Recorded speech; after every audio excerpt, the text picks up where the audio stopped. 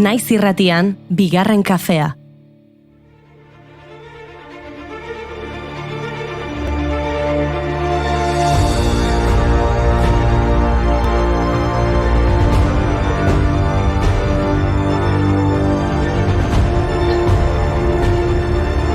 Arratsaldeon entzule eta arratsaldeon lankideok, bedenkatu dituzu eskumuturrak, jan dituzu opilak. Gaur, San Blas eguna da. Egia da. Egun garrantzitsua da Euskal Herriko herri askotan. Idiazabalen eta Azkoienen herriko festak ospatzen dituzte.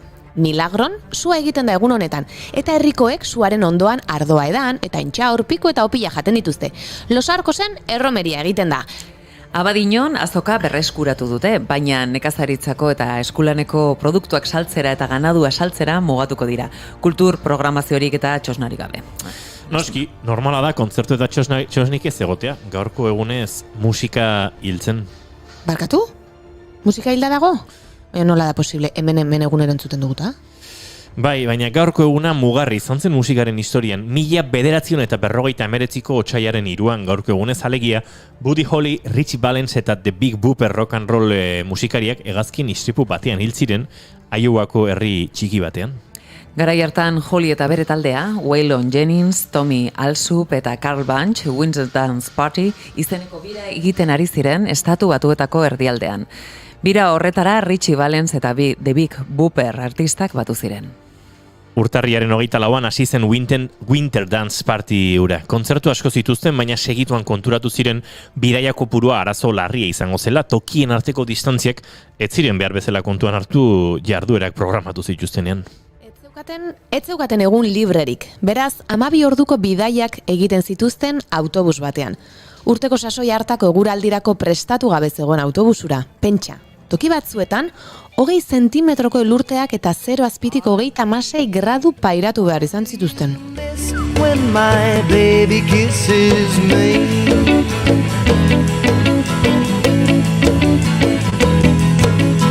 heartbeat, why does a love kiss stay in my memory? Richardson eta Valens gripearen sintomak sentitzen hasi ziren, eta Bartz baterie jotzailea ospitaleratu behar izan zuten, oinak izoztu baitzitzaizkion. Clear Lakera iritsi zirenerako, Holly nazkatuta zegoen autobusarekin eta hegazkin txiki bat alokatzea erabaki zuen, hurrengo kontzertura joateko. Horrela, otsailaren 3an, hegazkina aireratu eta gutxira, gauez eta eguraldi txarrarekin, pilotoak kontrola galdu zuen eta talka egin zuen lurraren aurka. Hegazkineko guztiak hil ziren, pilotua barne. Albiste aldatza izan zen musikari eta musika zaleentzat, horregatik, hain zuzen ere, handik urte batzuetara Don McLean abeslariak Amerikan pai abesti idatzi zuen. Gertakari ari buruz, bertan aipatzen du otsailaren 3an The Day That Music Died dela, musika hiltzen eguna.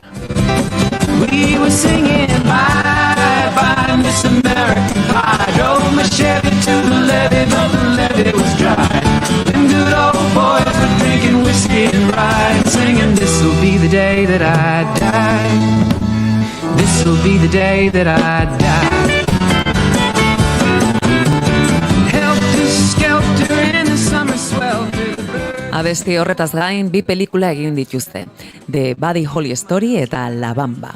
Eta legediaren aldaketa bat ere eragin zuen gertakariak. Buddy Hollyren emaztea, Maria Elena Holly, haurdun zegoen istripua gertatu zenean. Telebistan entzun zuen albistea. Poliziak abisatu baino lehen, eta xokaren ondorioz haurra galdu zuen. Horregatik, Amerikako Estatu Batuetako poliziak arau berri bat ezarri zuen. Familiakoei jakinarazi aurretik ezin dira biktimen izenak argitaratu.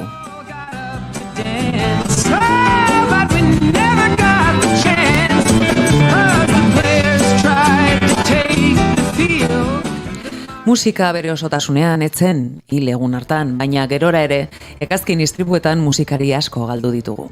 1977an Monona lakuaren inguruan Wisconsinen hegazkin txiki bat aireratu eta 3 minututara uretara erori zen bertan. Otis Redding abeslaria zijoan, Estatu Batuar soul abeslaria zen. Redding King of Soul izenaz ere ezaguna. 26 urte besterik ez zituen hiltzenean, baina Estatu Batuetako musikaren historiako abeslari handienetakotzat jotzen da. Eta soul eta rhythm and blues musikaren haziak erein zituena dela esaten dute. Bere kantu estiloa gospel musikatik zetorren, eta eragina izan zuen 1960ko hamarkadako beste soul kantari askorengan. When the evening comes, watching the ships roll in, then I watch them roll away again. Yeah, I'm sitting on the dock of the bay, watching the tide roll away. 10 urte beranduago, 1977an, Lynyrd Skynyrd taldeko Ronnie Van Zant abeslaria, Steve Gaines gitarra jolea, Casey Gaines korista eta euren managerra, Dan Kilpatrick hil ziren. 80ko hamarkadan Johnny Van Zant abeslariaren anaia gazteenak hard rock estiloan berpiztu zuen taldea, tributu gisa, eta taldeak aurrera jarraitu zuen, baina taldearen urrezko garaia beti izango da lehen formazio hura. Lynyrd Skynyrdenak dira gitarra jole ororen bi abesti gustukoenak, Free Bird eta Sweet Home Alabama.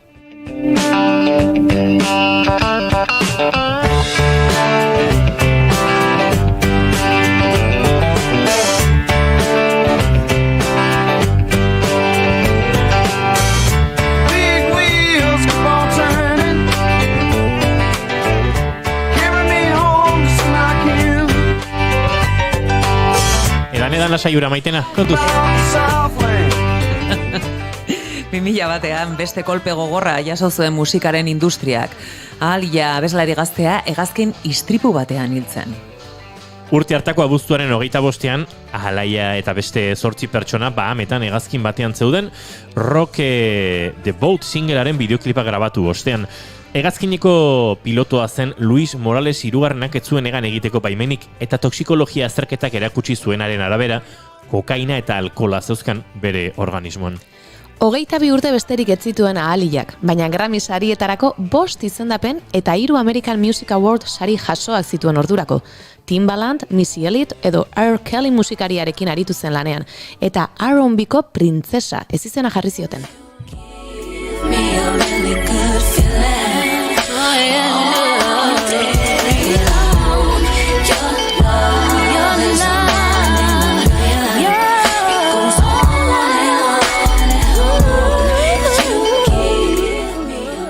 Eskerrak artista hauen ahotsekin gozatzen jarraitu dezakegun, euren musika betirako baita. Arteak horixe du, ilezkorra dela. Eta gaurkoan, artista ugari zinguratuko gara. Maria Romero Laspiur dator gurera eszenografiaren artea hitz egitera. Literaturaren magia sentituko dugu datorren astean lehen da biziko aldiz zateak irekiko dituen Lumafest festivalarekin. Horretarako Amaia García Martínez izango dugu honen inguruan solasteko. Eta Asier Hernandez aktoreak kafe utxartuko du gurekin, proiektu pilaren inguruan argitu beharko dizkigu gauzak, eta baita Euskal Richard Gere edo Euskal Paul Newman den beraz, hori ere entzulen artean ez daukate oso garbi. Baina gaurko saioa, Peio Zabalari eskainiko diogu. Bai, Peio, zuretzat. Fraide euskaltzale musikazale idazle, bera ere, beti erekoa. Otsaiak iruditu gaur, eta osteguna da ongietorri guztioi, bigarren kafera.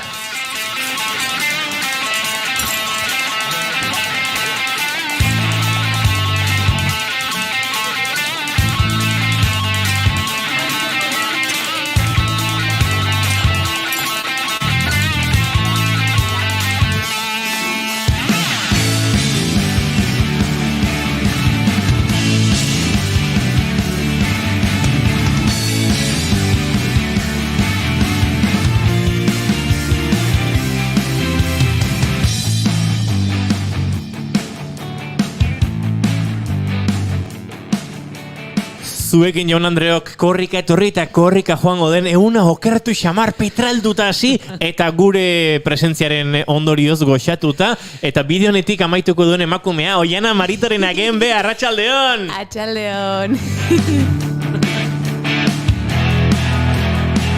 Entzule batek esan digu, zenbat emakume inigokin, emakume ez dakiz zehontaro haituta nago, baino, hainbeste aktore, hainbeste izarrola batera, sentitzen duen horri batean, Goenkaleren kapitulo batean nagoela, iraganera salto egin dudala, eta ez dakit noren papera egin bar dudala. Intenso nahiko bazea zu. Bai, ezta? Goenkalen egoteko, bai.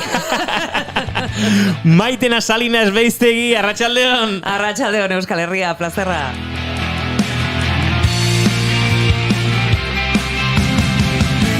Izketan ari zaizuen hau Inigo Asensio Lurbide. Gaur bigarren kafeak 330 ditu, arratsaldeak 4 eta 10, otsaiak 3 eta hementxe gara 3ak, dagoeneko Maria Romero Laspiurrek lagunduta bigarren kafeari heltzeko plazer baduzue, urrengo 2 ordutan geratu gurekin. Ongi etorri guztioi.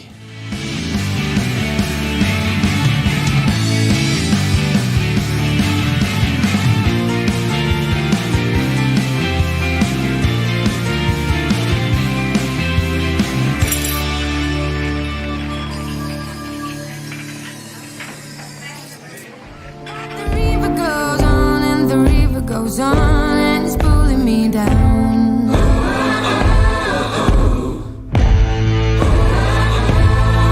I must stop, but the river goes on and the river goes on and it's pulling me down. Maria Romero Laspiur, arratsaldeon zuri ere. Arratsaldeon. Zemuz gea? Ondo. Ondo? Osorik? Osorik. Bai, gozateko prest? Bai. Bueno. Gorkak esan digu, niri gaurko maite duta da horrekon kartera galduta Hernaniko udaltzaina deituta junta dana agertu oraindik jende majo badaola, gora azeriak eta gora Hernani. Eta dio... Esan digu orduan, zein dan sagardoaren hiriburua? Nik banekien. Bueno, baina zalantzan jartzeko moduko gai bat da. Baina kontua da, banekien bera Hernanira zijoala eta horri buruz ari zela. Baina gaur ja, onartu du, hori esaten. Gorka, kaixo. Baina nire zalantza zan, ea... ez da git, Astigarragan, edo beste balokutan, eztabaiatuko zuten Gorkaren baieztapen ura. Nik ja sentitzen un baieztapen modura. Ze banekin Hernania bizitza zijoala.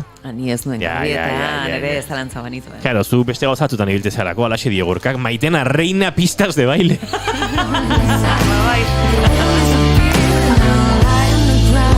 Venga, Romero Laspiur, zuk prestekarri duzula, zina zure maite duta? Nere maite duta da, ditu dala San Blasak. San Blasak. Ibarren bebai da tipikua. Egia da. Ez dozu esan, baina Ibarren bebai, Ibarren dano juten gara San Blasa behinkatzera eta, koiartxu hori, lokarria edo, lokarria hori pintzera eta beti itxen ditxugu gaitxian, nik ez nahi juten eglizara, baina jendia juten da eta da oso tradizionala Ibarren bebai, eta maite ditut, porque egoten nahi hilabete guztia jan, eta kasada duzatzen jataz, bai. Osa, hori da nire gaurko maite duta. Ondo da. Idoia da bilauzkuduni ere gustatzen zaizkio San Blas erroskiak, lortu dituzu Idoia? Bai. Begi horiek baietz diote. Gorazu. Ez dakit zein aipatu ditugun ere, baina Abadiñon ere San Blasak izango dira, ez? Abadiñon, Izalen, Idiazabal, toki askotan. Bai, nik uste eta Euskal Herri guztian, ia. Bai. Baina aipatu dugu Abadiño? Bai, azoka berreskuratu dutela, ia hori. Bai, esan dugu. Milagron, azkoien, leku guztietan, leku askotan, da Ibar ez du aipatu. Bai, eta gaina Ibarren dira opillak, ez dira roskillak. Hemen Tolosan dira roskillak. Niko opillak. Tolosan... Bai, roskilla dia, ez? Dietatik, Jaime beti roskillak esaten ditzu. Jaime oso tolosar berezia da, oso tolosar xelebra da. Opilla dira, San Blas opilla. Baina bi gauza desberdin daude Tolosan, bat, roskillak, alegia borobilak, donutxaren itxura dutenak, zulo erdian, eta gero, esango nuke, ez dakit, atrismo pista baten itxura dutenak, San Blas opilla edo piper opilla. Bueno, Ibarren San Blas opilla. San Blas opilla. Eta pipermin beltza dauka? Anisa? Anisa den egukitzen dute, baina pipermin beltza edo pimienta negra edo pikante puntu bat egukitzen du. Hemen bai. Eta bai, esango nuke, zera, nola da, Tolosan badugu etnologo eta antropologo ezagun bat, eta oraintxe burua jontzeitera bat, baina ark egindako ikerketa batzuk jarraitu zituen Jose Mari Gorrotxategi konfiteroak, eta hori jarraipen eman Rafa Gorrotxategi konfiteroak, eta behin Rafa kontatu zidan piparro pila, horrela bintzat piparminarekin, Tolosatik Nafarro eruntz, Lizartzatik barrena, hanmuga zeharkatu, Beraio ez, Ataiu eta ia Lekunberri arteko baiara guzti horretan, harri berean inguruan dago, eta inguru horretan ikaragarri ohikoa zela, eta hori berreskuratu egin zutela. Orain, Eibarren opila beste modu batera egin eta desberdinak diren edo biak joera berdinetik banatutakoak diren, hori ez dit inoiz inork argitu, baina... Piper beltzaz jako gotatzen. Ja, hemen, bai, baino ez dakit hori, berreskuratu Ez den, dakit, garai batean galdu zen, Ja. oso... Hori, Jaime beti zaterezta bakarrik hemen roskilla jaten direlatan ikusten Ibarren, osea, etxian itzen ditugu, opilak, gaur ez dotein, baina normalian urtero itzen ditugu. Baina hori, ez dakit zeba, bera bakarrik dago, bakarrik diela roskilla, ez dakit. Ez dago oso atento, ez dago oso atento.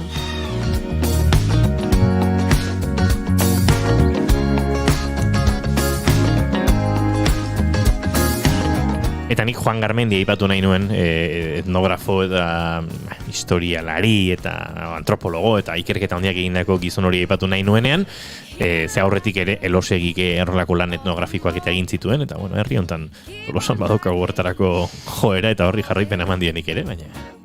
Different landscapes in different suns. Goiurik dio, Tolosan erroskileak ideia zipitzik ere ez daukazue, baina gaztetasun atrebentziako horretan, ari zarete, baizu, eta bai Jaime. Jaime Goiuri nozartxoa izango da, ezta? Pixka bai. Pixka bai. Eta Goiurik dio, nire maite duta lagun batek kroketak ekarri dizkit eta beste batek xuxia, pintxopoterako pres nago.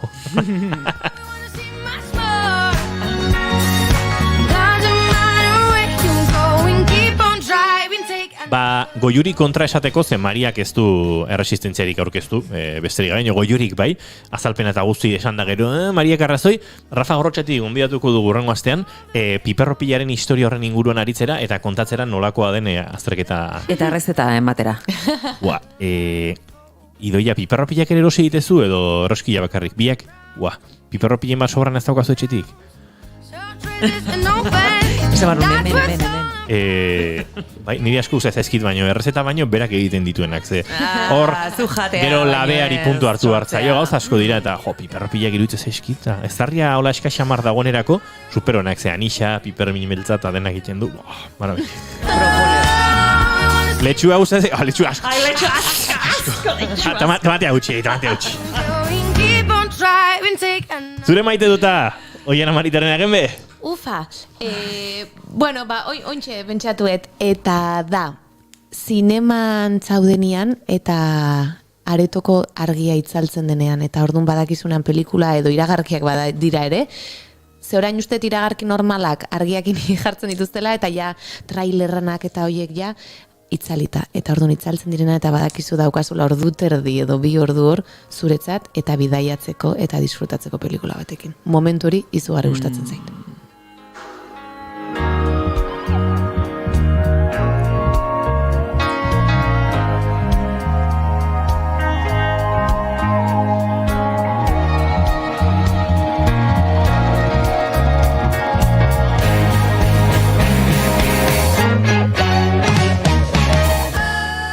La reina de las pistas de baile, nola zinen zu, Salinas? Ala naiz, Bai. Nerekin ez duzu oraindik dantzarik egin, baina ohartuko zara, behin uzten gaituztenean libre berriz ere, Oianarekin egin du dantzaino zurekin. Flipatu egin behar duzu. Nik esate dizut, osa nahez rollo, zajerao. Bueno.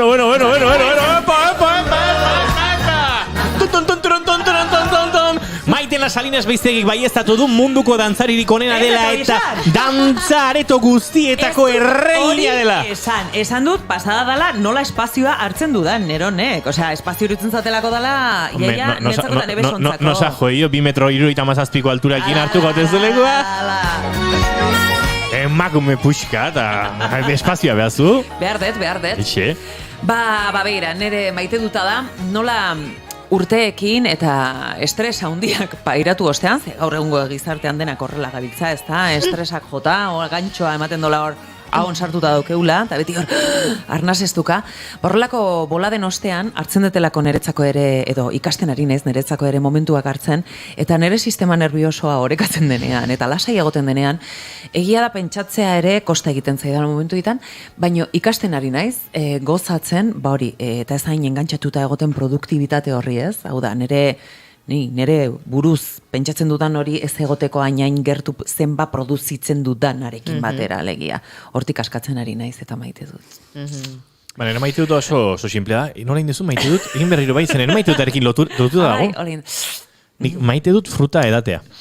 Alegia, ez zumua baizik eta egarri zarenean, Gaur goizan etorren galetik mandarina atzu jaten da, kriston egarriakin da, jan baino edan egiten duzula fruta. Kantidade pila. Xurgatu eta hori maite dut, ez da oso metafisikoa, ez da oso txukuna, baina hori maite dut. Badakizu gaina, gu behar dugun eguneroko behar dugun hidratazio horretan, askotan ura librea, litro terdi edo izan daiteke, gero badakigu hor badagoela zer esana.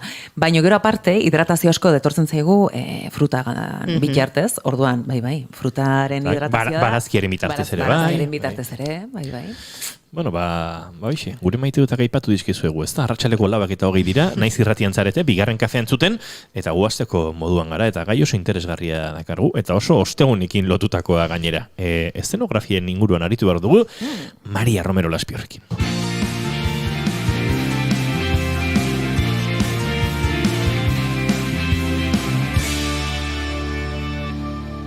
Naiz irrati bigarren aukera bat egunari. Naiz irratian bigarren kafea.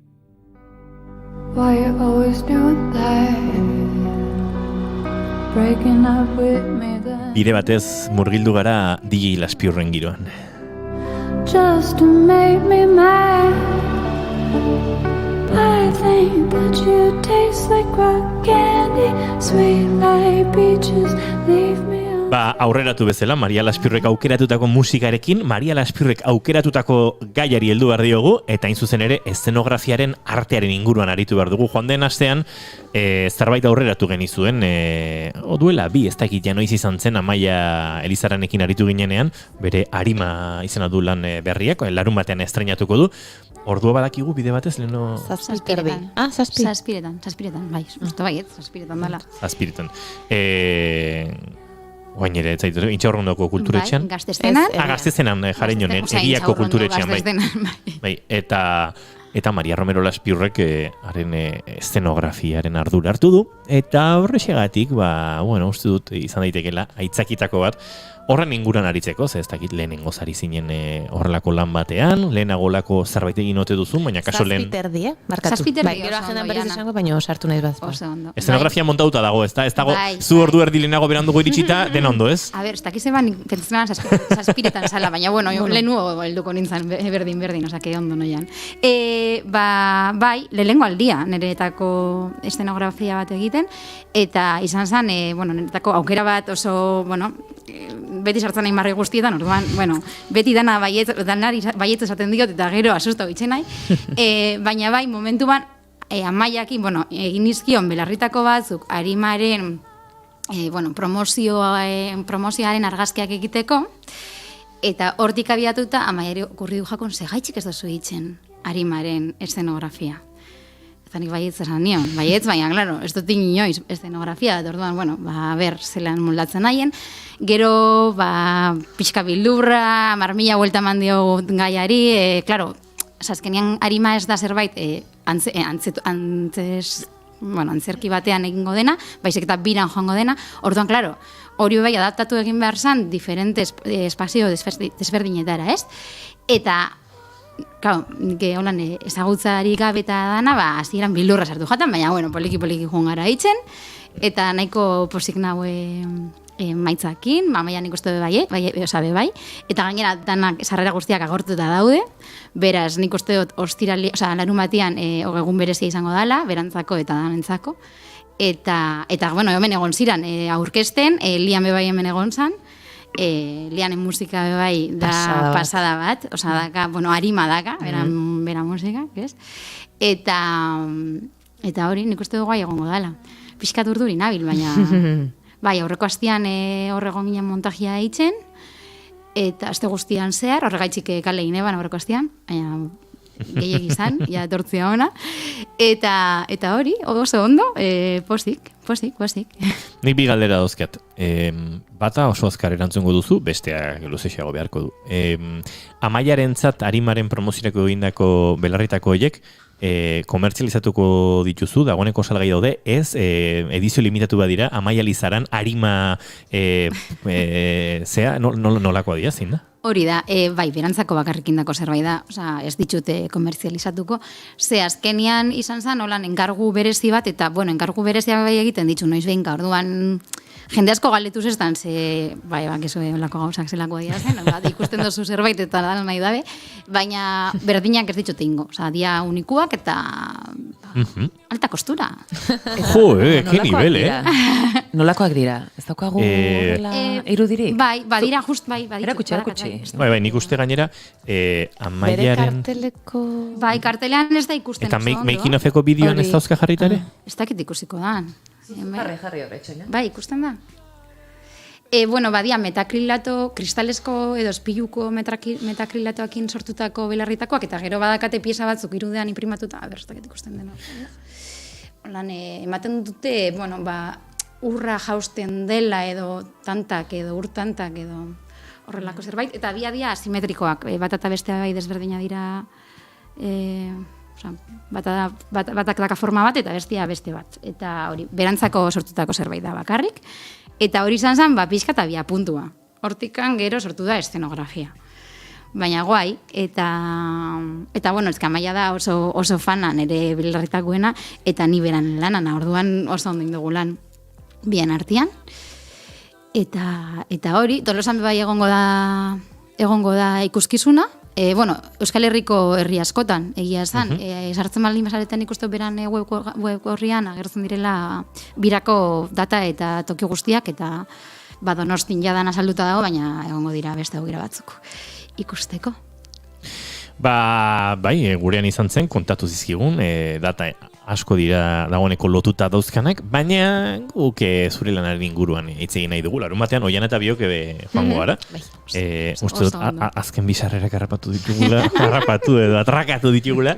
Eskertzen diegu euren jabei, eskerrik asko Amaia, despistatu ginen. Eta, baina konta eguzu, zer den, eszenografia edo zertan datzan horrek eta nolakoa den horrelako prozesu bat edo? Claro, es que eszenografia da oso zabala, escenografiaren barruan badaude, espazioko diseinua, baita argiak, baita janskera, jantzien diseinua. Ni bakarrik espazioaren diseinua sortu dut, argiak egiteko beste pertsona badau eta jantziak sortzeko beste bat, baina normalian batzutan lotuta egoten da. Eta eszenografia pixka da danan lotura hori, ez? Bide batez aipatuko ditugu, argiztapena Sergio Garziaren ardura izan da, eta jantziteriarena Xavier Mujikarena. Beraz, hemen txadakagu flyerra prest. Bai. Oso politxa da argazki. Bai, eta argazkiak eta noski egiten ditu. Eta bai, eta hori pixkat da, danan lotura bat, ez? Zelan sortu giro bat, espazioana ambientatzeko istorio baten kontaera, ez? Eta, bueno, eszenografia sortu alda material askokin, eraskotakoa, eta nik uste dela superrirekia, azkenean espazioakin jolasia da pixkat, eta espazioari buelta bat emotia, eta sortzia istorioa kontatzeko narratiba dakan toki bat bai, ez? Azkenean garrantzi asko daka espazioak historia bat kontatzerako orduan. Eta bueno, nik uste bai, azkenean artearekin oso lotuta dagoen zerbait dala, eszenografia sortzeko arkitekturaren, margoaren, eskulturaren, modaren kutsua edo hor da hola, ez? Azkenean horren batuera badala eszeноgrafiaren sorrera. Eta baita espazioa izan aldala era askotakoa. Esaten netzuen moduan. Azkenean badauz gauza batzuk, eszenografia batzuk direla toki edo espazio itxi baterako egindakoak, baina badaude beste batzuk biran joten direnak. Orduan, espazio hori adaptatu egin behar dozu antzerstoki desberdinetara. Eta, klaro, hori bebai pentsa egin behar da sortzerako orduan, ez? Eta gero furgonetan sartzeko orduan. Hori da. Zelan, desmonta... bizi ditugu batzuk, bai. Bai, ez da zue gainera, bueno, jakingo zue, ez? Zelan eszenografia bat alde batetik bestera eramatea, ez da kasunian gainera, holan, ez arainean superprodukzio bat.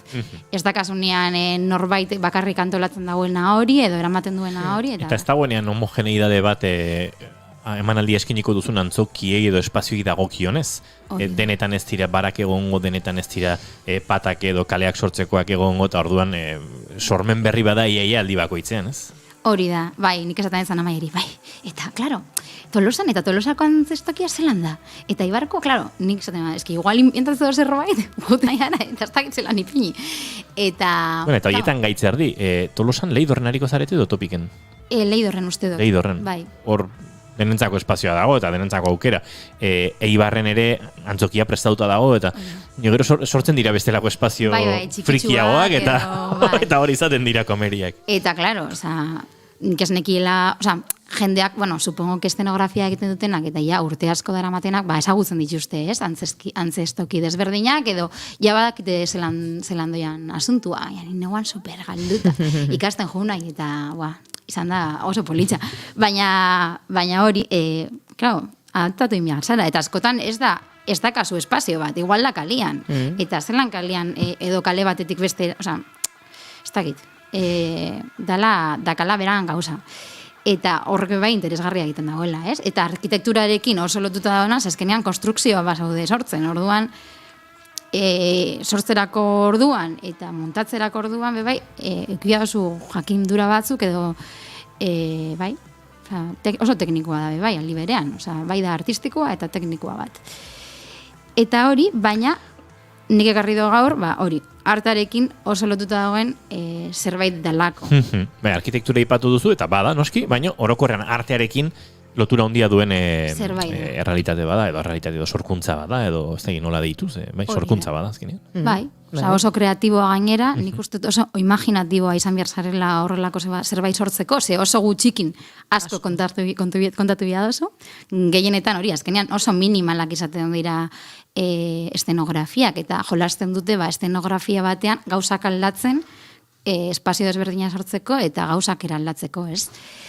Eta bueno, pixkat artean moduan kontsideratzen hasi izan 20. mendean. Ordura arte ez da hainbeste artek disiplina bat moduan kontsideratzen estenografia. Baina bai, vanguardiekin 20. mendean sortu zen pixkat artista eta estenografiaren arteko lotura bat. Lehenengo aldiz izan zen Diaghilev, berazan antzerki edo ballet zuzendari bat, eta berak pentsatu zuen, beran ballet rusiarrentzat, sortzea estenografia batzuk oso lotuta zaudenak artearekin, garaiko artearekin, ez? Eta nahi zuen sortu konpainia bat, abanguardietako artea sortzeko asmoarekin. Pixkat, bat egiteko dantza edo balleta eta arteak. Eta berak hartu zeban artista desberdinen izenak, berakin lan egiteko eta pixkat sortzaile moduan bien arteko zerbait sortzeko. Berak askotan egiten zituen lanak adibidez Stravinskiren musikoarekin eta holan garaiko musiko eta dantzari oso famatuekin eta artista desberdinekin bat eginda egin zituen pila bat lan. Adibidez Picassorekin, Matissekin, Mirorekin, Kandinskyrekin.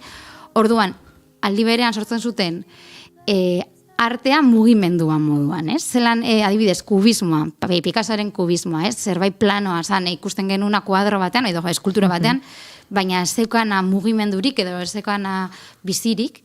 Eta orduan, era honetan, horrelako zerbaiteri ematen zion mugimendua, eta horrek egiten zuen bai, arte hori beste eran batea ikustea, edo ikusleek beste modu batera ulertzea, ez? Korrente edo abanguardiaren mugimendu hori. Eta, adibidez Picassok sortu zuen parade, Picasso pila bat estonografia desberdin sortu zituen, baina justo, Diaghilevenzat sortu zuen parade espektakuluaren estenografia. Eta estenografia hontan, berak sortu zen, bai, estenografia, baina baita, dantzarien jantzien diseinuak. Ez dakit hortikan bideo badakat sartzeko, nahi bozue, eta esplikatzen jungo nahi. Hori, esaten detzuen moduan, azkenean kubismoa, ez, Picasso garaia hortan sortzen zuen kubismoa zen zerbait planoa, ez, edo bidimentzionala.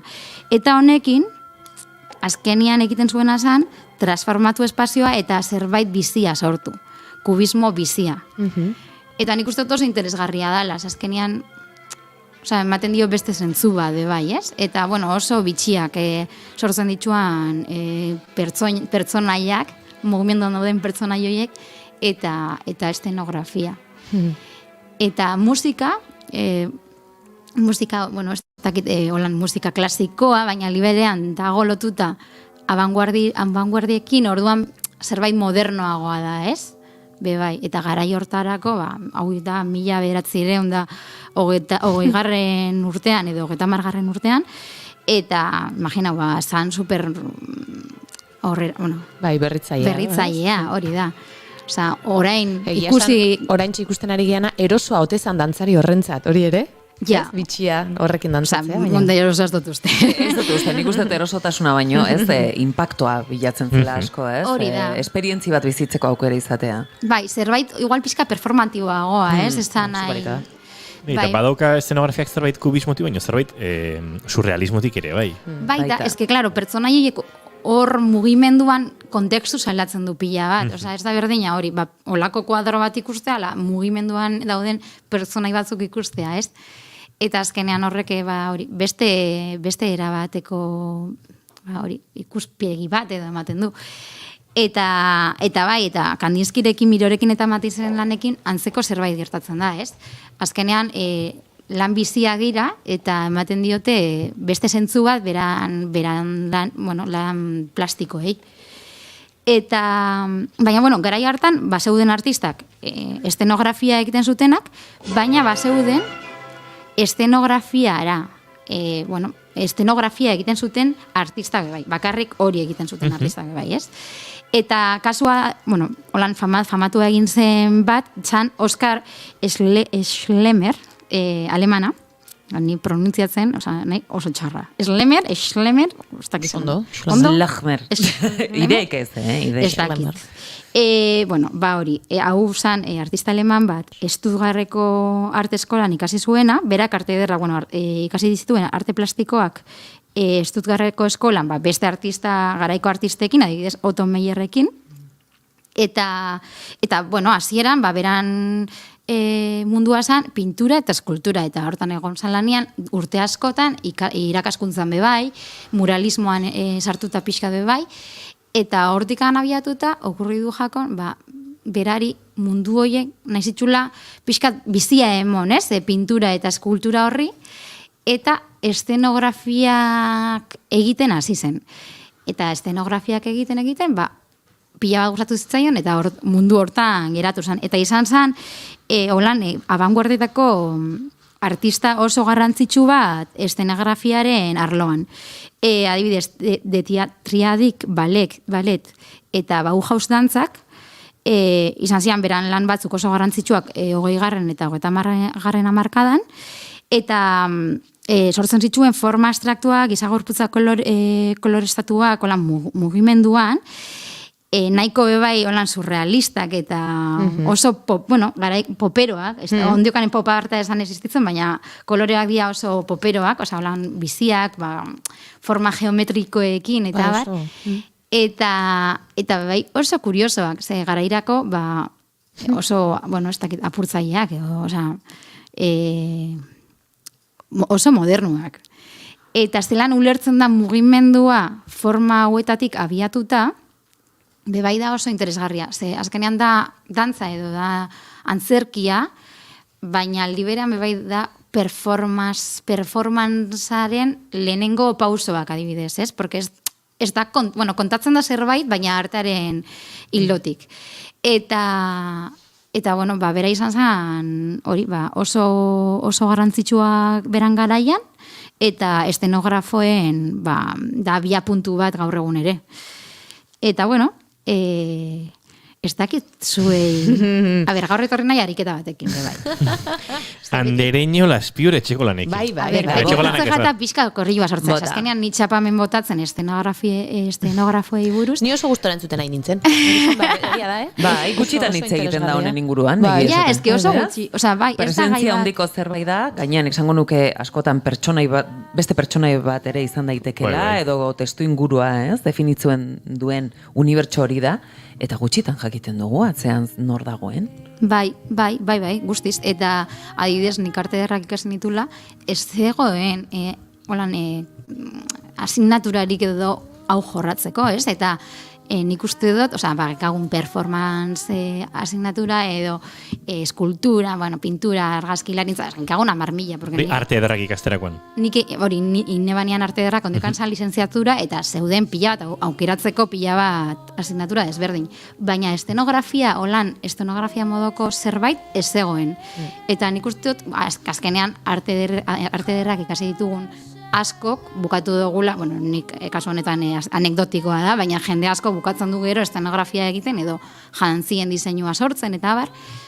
Eta pena ematen dezta. Ez jakola hainbeste garantzi ematen karrera egiten dauzunean, edo ez dagoela ezer holan pixkate sarrera bat egiteko, ez, mundu hortan. Bai, ados. Baina ariketa bat prestatu hartzen. Hori da. Gomentzai gaude. Gaude, dardarka beldurtuta. Joku bat, ariketa joku bat.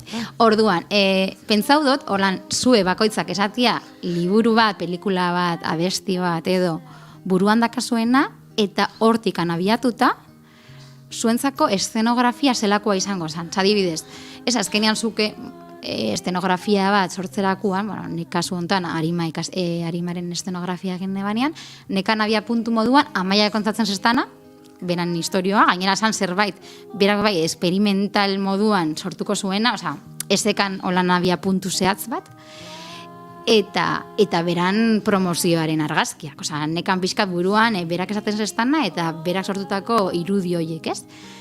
Baina hortikan nik historioa kontatu behar nuen. Orduan, pentsa dut hori bakoitzak aukeratzia zuentzako historio politua dana, edo abesti bat, edo liburu bat, edo pelikula bat, eta hortikan zelan imaginauko zenuten estenografia bat. Eta bakoitza daukagun minutu bat hau ezaltzeko. Bestela denbora zikarak abituko. Esan aldozue kolore bat edo Bixi azaldu behar dugu. Niri lehenbiziko gauza etorri zait estenografia bat aspaldi ikusi nuna Lars von Trierren Dogville. Nik bai pentsatu desago zen. Hori da zoragarrie. Nola espazio huts batek ere, zenbat esan izan ditzaken, ez? Eta espazioaren psikologia eta bueltan, ez? Baina, oraintxe etorri zait horrela bat, liburu bat, Printze Txikia. Adibidez. Printze Txikia izango litzateke zerbait, gorriak, urdinak izango lituzke, horiak ere, Printze Txikiaren hilea hori baita, eta gero volumenak ikusten ditut. Volumenak eta altura desberdineko eszenografia bat irudikatuko nuke. Bai, zerbait hola flotatzen egongo baliz bezala, ez da? Hola, ingrabidoa baliz bezala.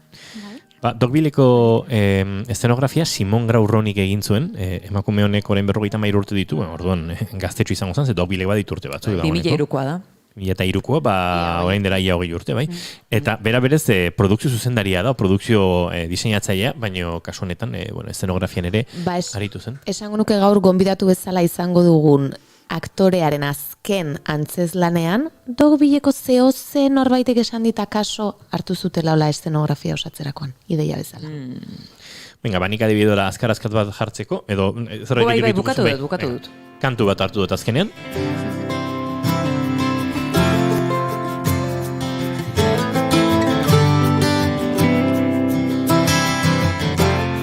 Joango gara entzuten, baina Dia de Feria izena du, Kiko Gonzálezen kantua da, eta Hoy toca Raimundo en el cierre de fiesta y por eso están llenos de gitanas guapas los bancos de hierro en los coches de choque. Nik visualizatzen dut ikaragarri ez da egiten zaldiko maldikoaren eta erdizirtzensea den giro batean, nun kolore ere ematen duten pixkat surrealismorako aukera bat, eta berak etengabe kontatzen du abesti bat, feria inguru batean, barraketan edo horrelako giro batean kontatzen den historia bat, nun gero beste gauz asko gertatzen diren, baina bai, kantuak eramaten hau beti tio bibora edo eta pixkat hortik zirzense xruntze den giro batera. Egitu zondo zergatik, baina Y es tu corazón. Zure txan, Daiana.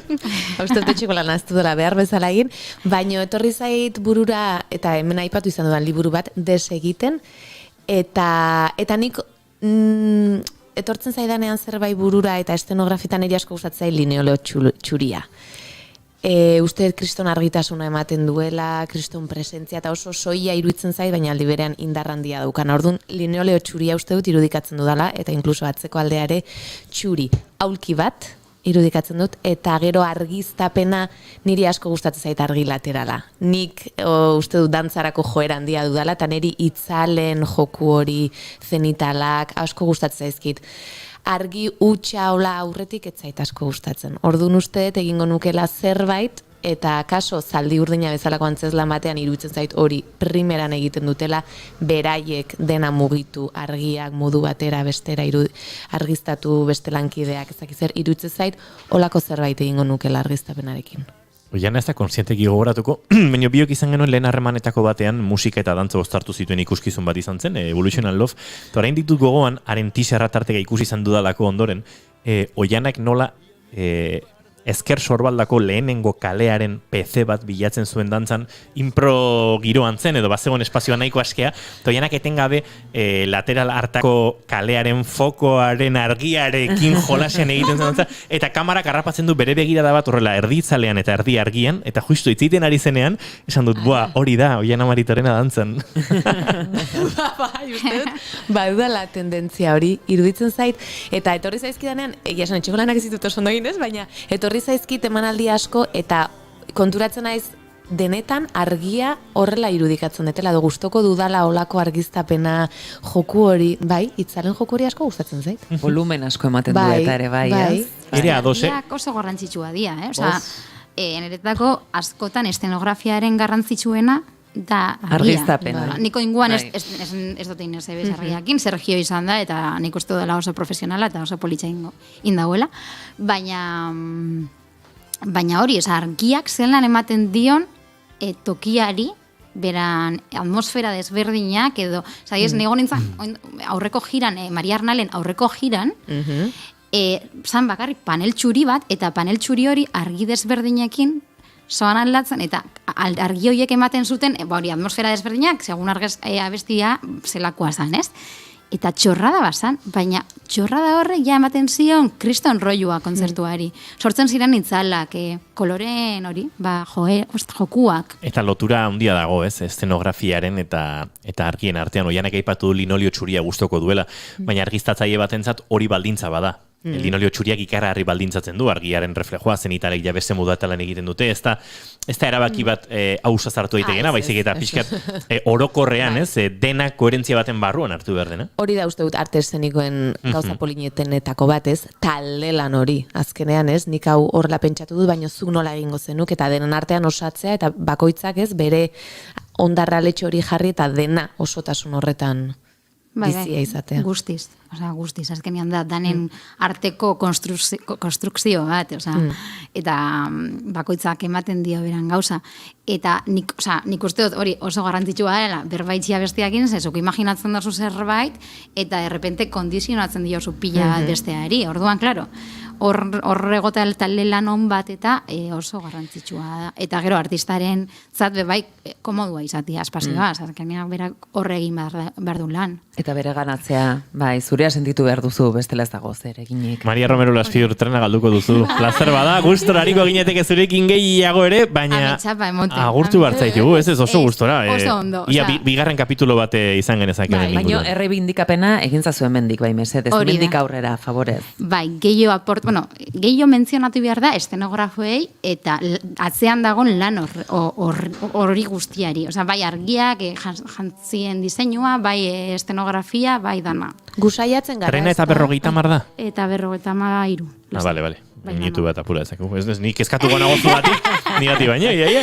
Bai, bi aste barru bueltatuko nahi eta jarraitu dugu. Kaso beste bueltat eman dizaiogu boni guztiari, eta gustoko ditugun eszenografien inguruan ere utzi dugu hortarte bate hitz egiteko. Hori da. Maria... Lotuko dugu beste gai batekin. Hori da. Maria Romero Laspior agurtzeko, Liam Maunleiren gure estudioan gertatutako momentu magiko bat egin utziko zaituztegu, pianoan improvisatzen aritu zen, eta hoxe oparitu zigun. Guk saretan elkar banatu dugu, akaso ikusi duzue, baina entzule asko ketzen uten entzungo, eta zoragarria da, hementxe gure Ronis zaharrean gertatu zen hori. Maria Romero Laspiur, zoaz trenera, mil esker, plazer bat berriro. Asko zuei berriro. Aio. Bidaio. Eta hau, Disfrutatu larun batean. Eta opilak gora.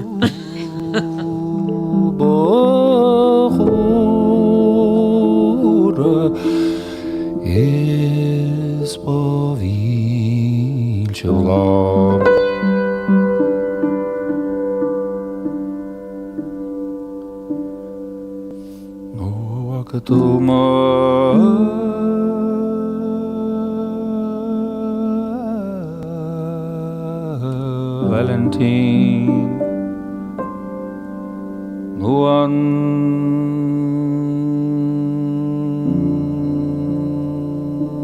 Rashida,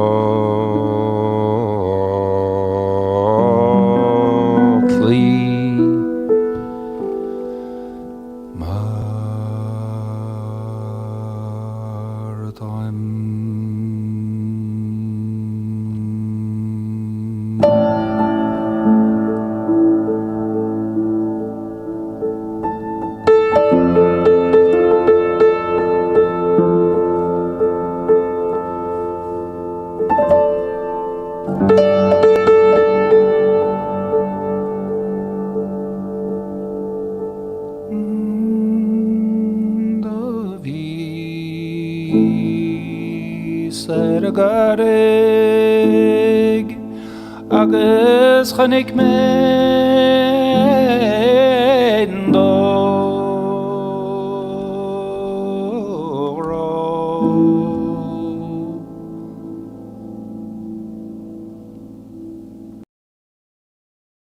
Eta bukatu zego batean bideoa eta hemen ginen gozatzen luze aritu zen, baina zatitxo bat atera genuen eta hori xari ginen entzuten, baina batean osorik ia 7 minutuko saioa egin zuen Liamek gure pianoan eta jarriko dizuegu. Baina orain beste gai batzuen bila ere abiatu behar dugu, beraz jarraitu gurekin. Arratsaldeko 5:00 8 minutu pasatxo diren honetan, bigarren kafean zarete, Naiz Irratiaren sintonian.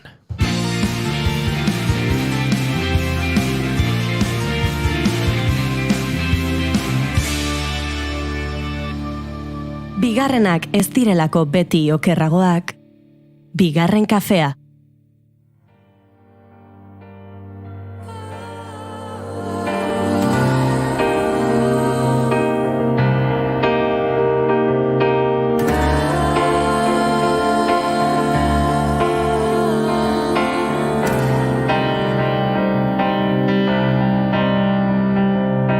Hasierak aurreratzen dira eta maierak Liburuek tokitik mugitu gabe bidaiatzen laguntzen digute. Gure irudimena entrenatzen dute eta mundua guk uste genuena baino zabalagoa dela erakusten digute beti. Batzuetan gure errealitatetik ihes egiteko erabiltzen ditugu, besteetan aldiz, kontrakoa behar izaten dugu, gure galaxia emozionalaren erdigunera iritsi, gizaki bezala amankomunak ditugun esperientziak eta sentipenak gureak bakarrik ez direla bermatzeko. Honek, lasaitasun handia ematen baitigu ezerezean dantzan gaudenean. harrapatuta ezin fereka sentitu azalean. Beste bizitza batzuk gurutzatzeko aurra adostutako permisuak dira. Historiaren, zientziaren, artearen eta disiplina askoren ahanzturaren kontrako babeslekuak. Liburuekin dugun erlazioa, irakurtzen izateko gai ez garenean ere hasten da. Koloreak, ulertezinak zaizkigun hitzak, marrazkiak, gure pentsakera osatzen joaten dira. Zuriaren gaineko tinta beltza konprenitzen hasten garen arte, orduan bapatean. Gure aurreko milioika pertsonek milaka urtetan ikasitakoa gure esku jartzen dute betiko.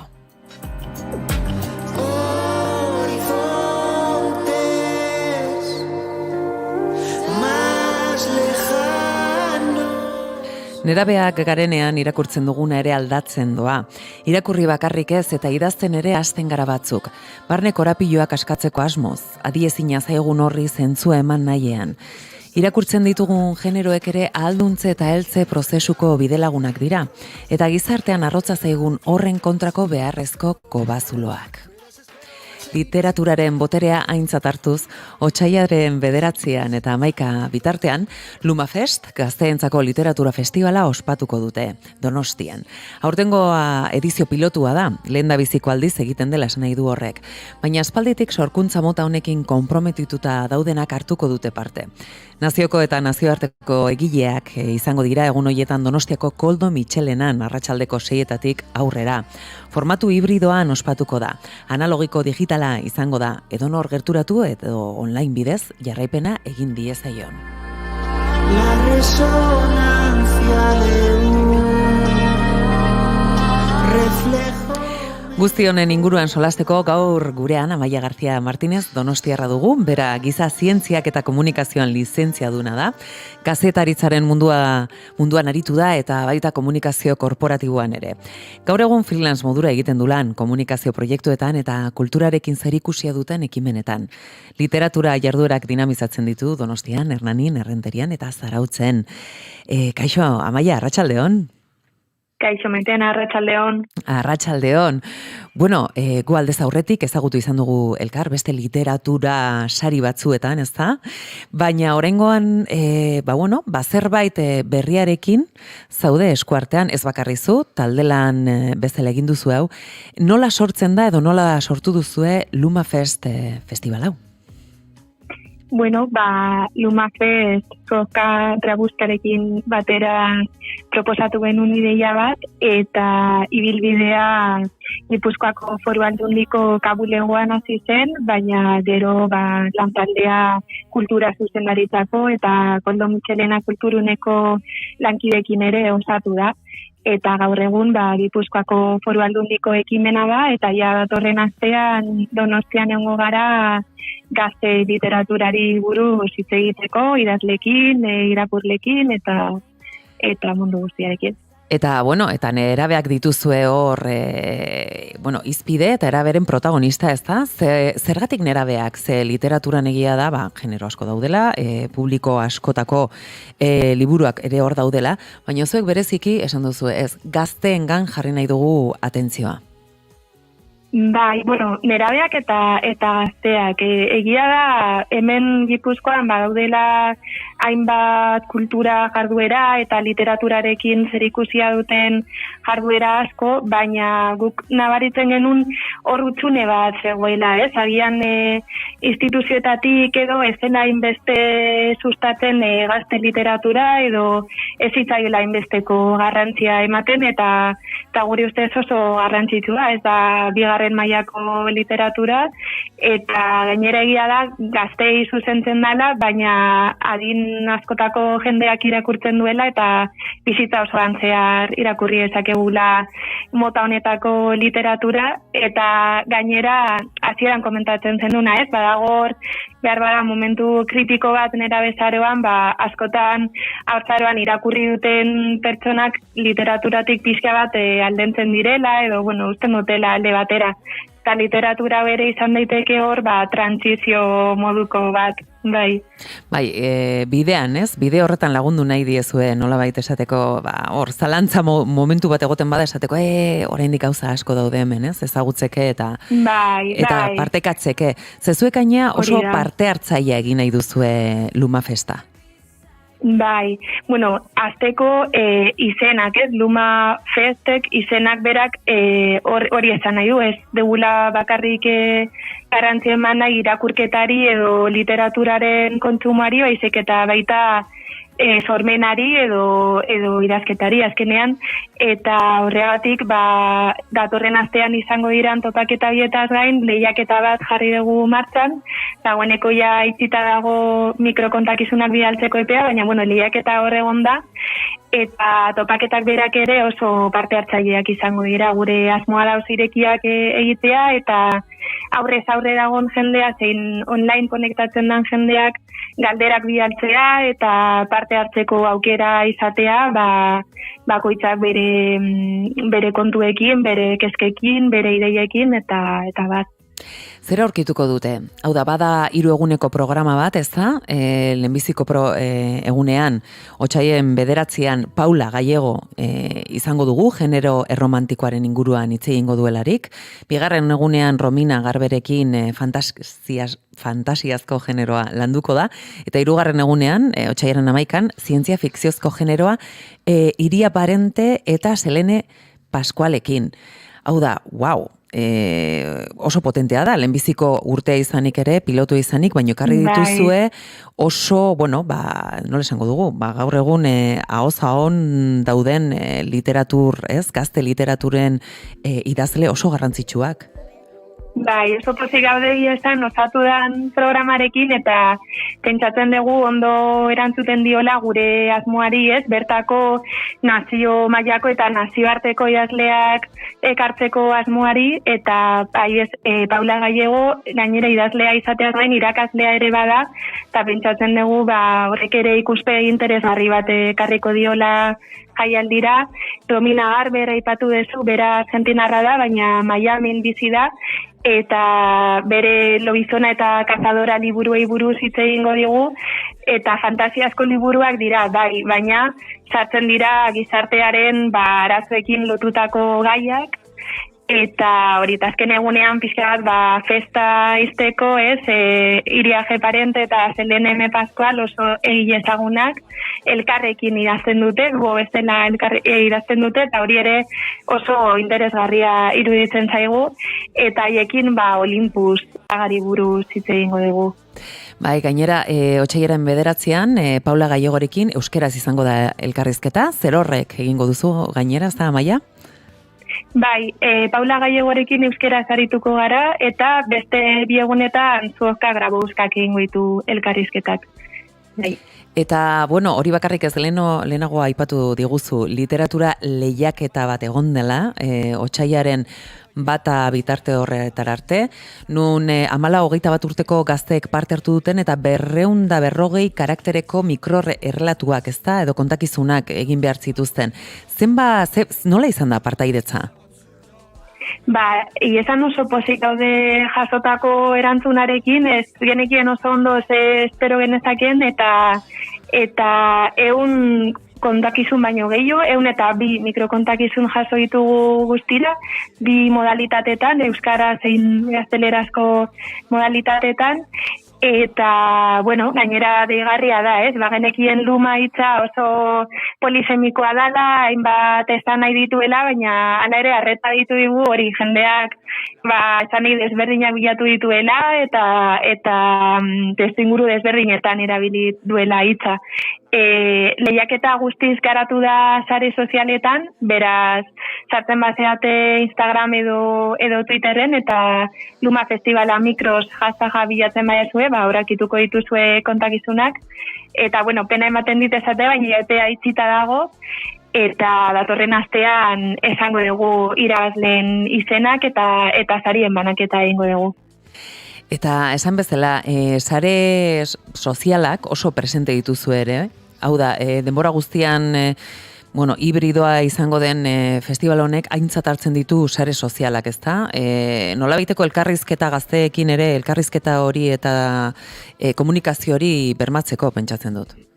Bai, guk hasieratik argi genuen hibridoa izango zela formatua, zen hori aian da pandemia honetatik atera dugun ikasketa bat, azkenean formatuak ere irekiak izan behar dutela, eta ez daki guin ez gertatuko dan, ez da ere, guazen hibrida egitea.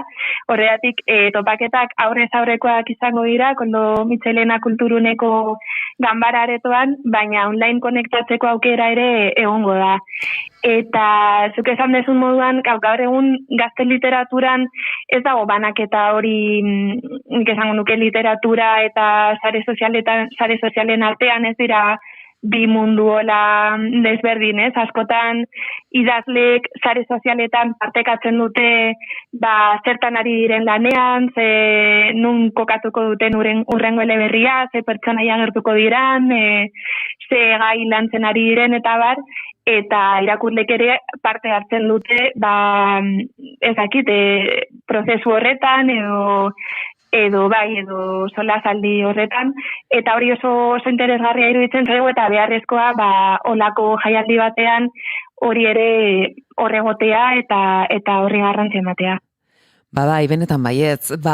Esan, eta bixatu zuk komentatu duzu moduan, gonbidapenak eskuragarri dituzuela webgunean, hau da lumafestivala.com, eta bertan, aurretik izen eman behar dela, eta gero hortik aurrera, otsailaren 9 10 edo 11 edukiko duzuela aukera, gaur egun oso handiak diren idazlea askoekin, aurak entzun eta eraberean beraiekin partekatu, ez? Beraz, ze gehiago esan, Amaia, mila esker, plazerra, zu hemen izatea, eta, agian bigarren kaferako beste egun batean, aurrez aurre etorri beharko duzu guregana kontatzeko, hori, barrakasta handia izan dela, eta pilotu izanik urrengo urteetan ere Lumafest luzaroko izango dela. Eskerrik asko Maitena, eta esandakoa lumafestivala.com webgunera sartu eta gonbidapenak eskatu. Primeran, Amaia. Eskerrik asko. Mila esker eta gozatu dezazuela. Zuei, gero arte. Agur.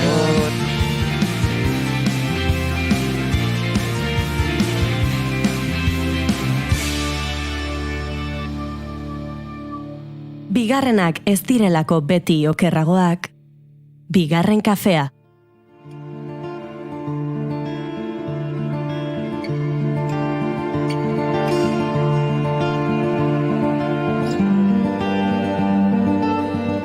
Bagoaz aurrera, eta esango nuke hoienan Maitenak ez duela gure ostegunetako planen berri.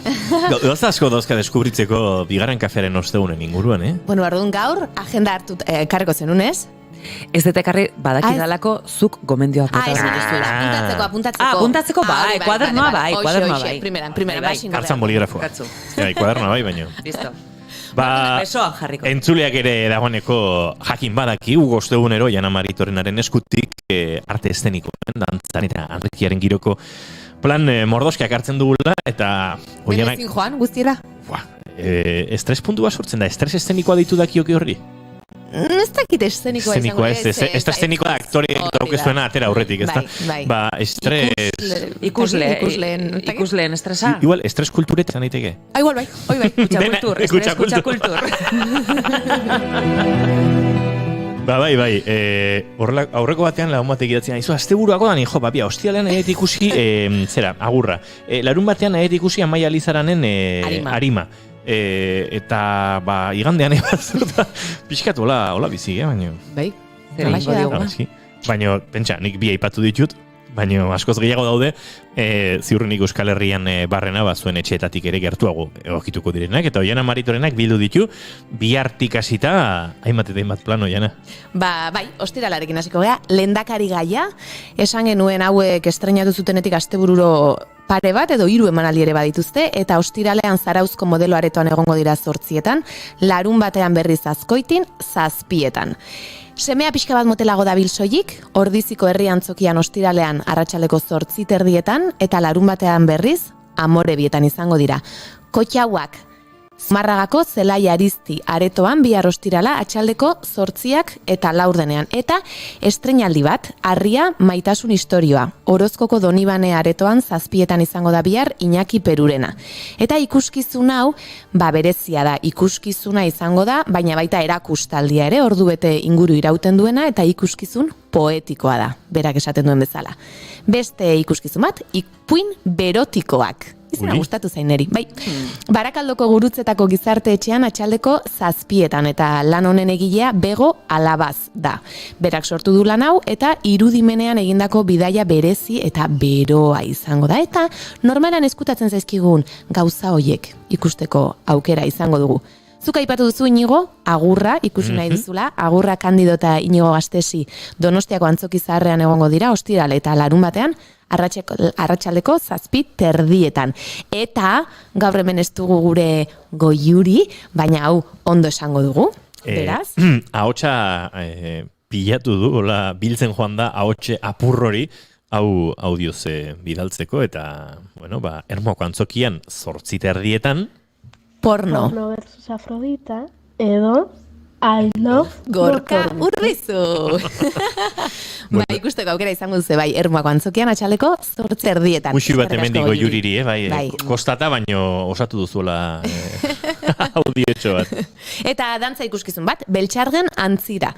Donostiako Kursal auditoriumean atxaldeko 7:00 denok ezagutzen dugun obra, bertan izango da ikusgai.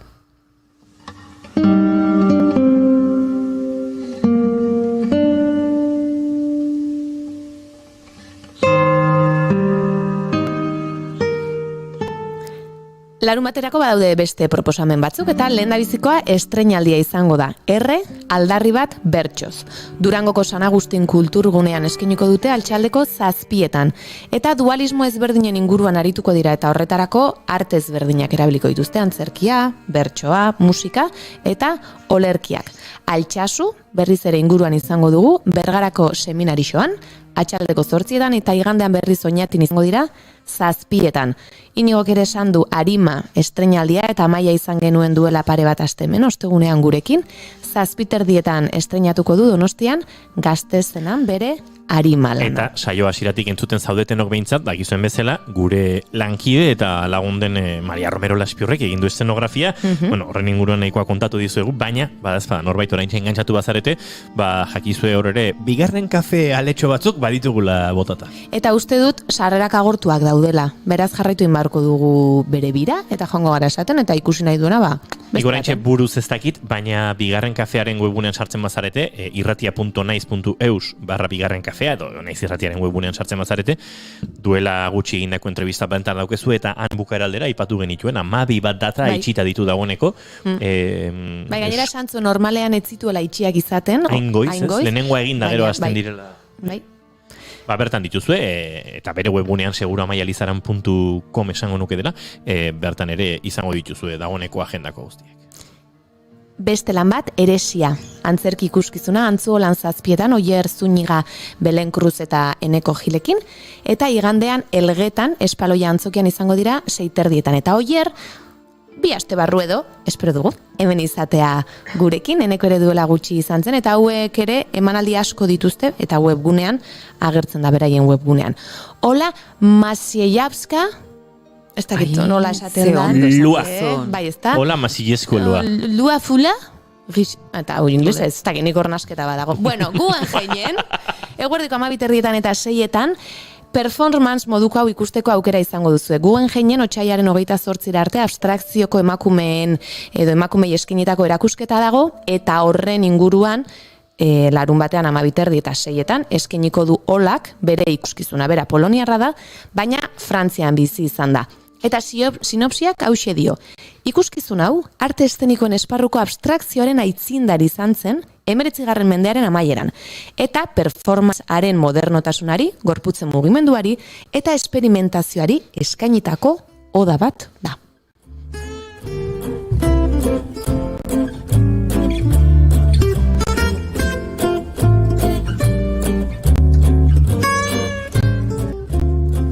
Eta igandiarekin amaituko dugu, ezta? Zuhaitzak landatzen zituen gizuna, lan hau ere, azken aldean ari da emanaldiak eskaintzen, Arrigorriagako Lombo aretoan egongo da eguerdiko 12:30, Lubaki Lainotxua, Lezoko Gezala auditoriumean 8:00, Kutsidazu bidea Isabel musikala, Zizurkilgo intxaur frontoian, eta Bidaide, Ainoa Alberdi, Iraia Elias elkarrekin dituen ikuskizun hau, beran atxaldeko 5:00, eta gurean izango ditugu, martxu aldera, martxu hasiera aldera. Ainoa uste dut ez, baino Idoia bera bitarte lan honetan ere badabilena, bai. Eta irakurraldi poetiko bat. Eta Oiana estreinaldia aipatu genuen joango ginela, okerrezpanago. Ez? Otsailaren 6. Joan Olasagastirekin zin egin genuen joango ginela, eta apuntu genuen. Baina agortuta daudela esan dit, Barbarak. Ez, arazoa da, Joana, arazoa da, zin egin genuen joango ginela 3, alegia, Goiuri, Oiana eta 3, eta Goiuri etxean da konfinatuta, astelenean izango da aske, eta beraz, bera gabe joa bide gabekeria zen. Hori da. Horrek esan nahi du, aitzaki berria ez, kompromiso berria. Zer dan inkonstientea, Ara? Nola dio Iker Laurobak aitzakiari gezurra dario, ezta? Konpromezu berri hartu beharko dugu, eta ingo dugu rengoan, baina benetan nahi genuen ikusi, kontua da, hainbeste lan, eta gero aztu egiten zaizkigu datak. Gainera lana esan genuna, ez biratze ondo angelura joan, pinpan. Bueno, baina joango gara. Gainera sarrerik ez da oinigo, ezin sartu. Joanak idatziko digu WhatsApp-esan, nik bigon bidapen baditu zuen zara. Baina goiurirekin joan nahi dugu, horregatik bentsatu da itzaki hobea zela irugarren. Oso ondo oinigo, bai. Lankidearen. Bai.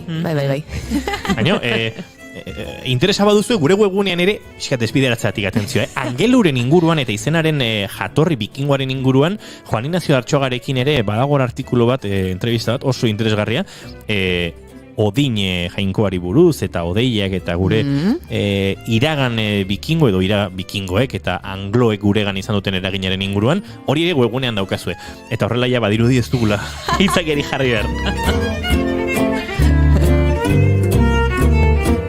Baina Oianaren estoinaldiaren inguruan zertxo bait kontatuko dizugu, ze bertan badaude Oiana Olasagasti, baina bestein bat ere, Barbara Ribas, Arantxa Irigoyen. Eta zuzendaria Marise Urruti da. Eta bitxia da euskaraz da ikuskizun hau, eta igandean euskaraz estrenatuko dute, eta asteartean beste emanaldi bat izango dute euskaraz, baina goitituluak frantsesez izango dituena, publiko gehiagora edo iristeko. Beraz, astearterako oraindik badaude sarrerak, eta hau 8etan izango da, joan zaitezkete ikustera. Eta igandekoa berriz, akaso sarreraren bat hortik libre geratuko da, jakin dezazuen, eguerdiko edo atxaldeko 3 izango da emanaldi hau.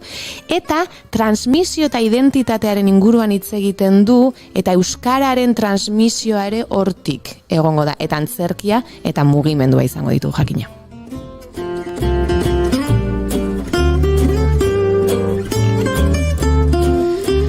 Horixek planak nahi baduzu ezuek agenda txokuntzeko segundotxo batzuk emango dizkizuegu, hain zuzen ere entzuten ari garen Gypsy Jazz Caravan Beyondesi honekin, eta segituan Oiana Maritorena Genberen eskutik ezagutuko dugu gure hurrengo gonbidatua. Ez dizuegu esango norden, esan dizuegu lehen ere, baina tira. Planoan azaltzen da, bera gainera analisi bat egiten ari da gure laborategiari, gora begira, bera, baino entzuleak ez dakiten orden. Entzuleak ez daki, streamingak magia galtzen du, ikusten dituzte gauzak, baina abestiare bukatuko da, entzuten utziko diogu. Vale.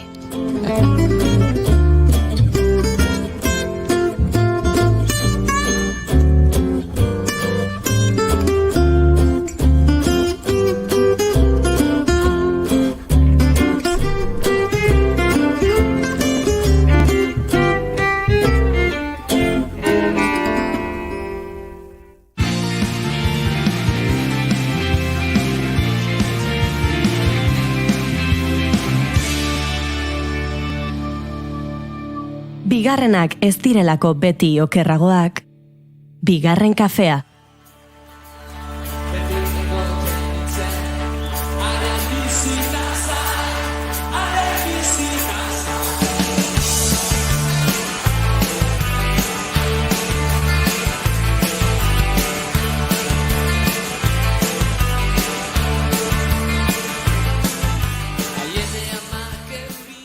Asier Hernández Landa, Donostia, aktorea.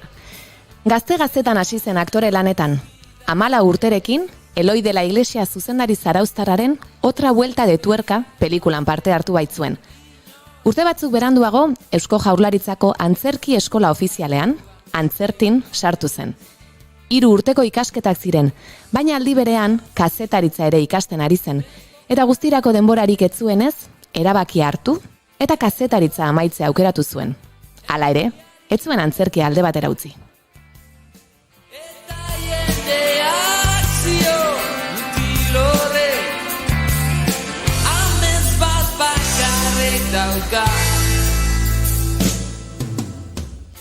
Laurogeita hamargarren hamarkadako hainbat pelikulatan parte hartu zuen. Kearteko egunak, Loraldia, Altsasu 1936 besteak beste. 1986an Euskal Herria utzi eta Madrilera joatea erabaki zuen. Eta bertan, Juan Carlos Corazaren eskolan aritu zen 45 urtez.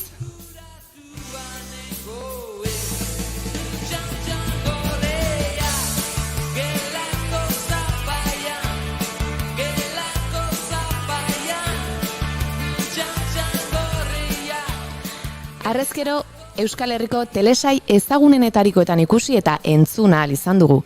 Lehen aldiz telebistan lan egiteko aukera 1981an izan zuen. 2 eta 1 telesailean. Muxukatzen hitz egiten baino denbora gehiago pasa omen zuen. Bueno, hasteko modu polita. Eta ondoren askotan, telesaila askotan ikusi ahal izan dugu. Balbe Mendin, Bentaberrin, Goenkalen, Amaren etxean, edota Ondar ahoaken. Estatu mailan, telesail ezberdinetan ere aritu izan da. Hospital Central, Policías, Allí Abajo, Cuéntame, edota El Internado Las Cumbresen.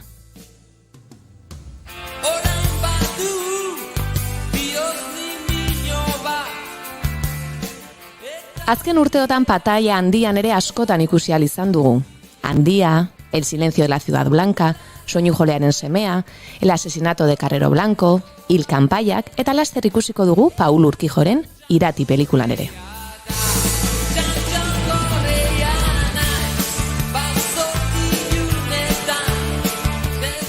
Azken aldian antzerkian dabil burubelarri, eta bertan lan askotan ikusi ahal izan dugu urtetan, eta oraintxe ere horretan dabil. Mujeres en sus curvas, Soinuk jolearen semea, Último tren a Treblinka, Sisiforen paperak, Gudua, edota Nire semea pixka bat motelago dabil soilik. Azken aldian gainera idazten eta sortzen ere ari da. Gudua kafe antzerkia sortu zuen Dorleta Urreta Bizkaiarekin batera, eta berak idatzitako 3 lan Kafe Bar Bilbaon ere sarituak izan dira. Ziur solasaldi atsegina izango dugula gaurkoan berarekin kontu mordoari buruz hitz egiteko. Ongi etorri bigarren kafeko kafe utxera, Asier Hernández Landa. Eskerrik asko, eskerrik asko. Arratsaldeon, da ongi etorri. Arratsaldeon. Lehenengo galderanik egiten dut, Asier, gero normalen oianak ez dituzten gehiago egiten, baina lehenengoa galdera inozo xamarra da, baina guk gure estadistika osatzen dugu honekin, eta kafezalea zara bai ala ez? Bai. Azken bola hontan agian geixiago hartzen ari naiz, bai. Baina kafe amerikanora pasatu naiz, kafe utxetik amerikanora. Suabeagoa da, luzeagoa. Bai.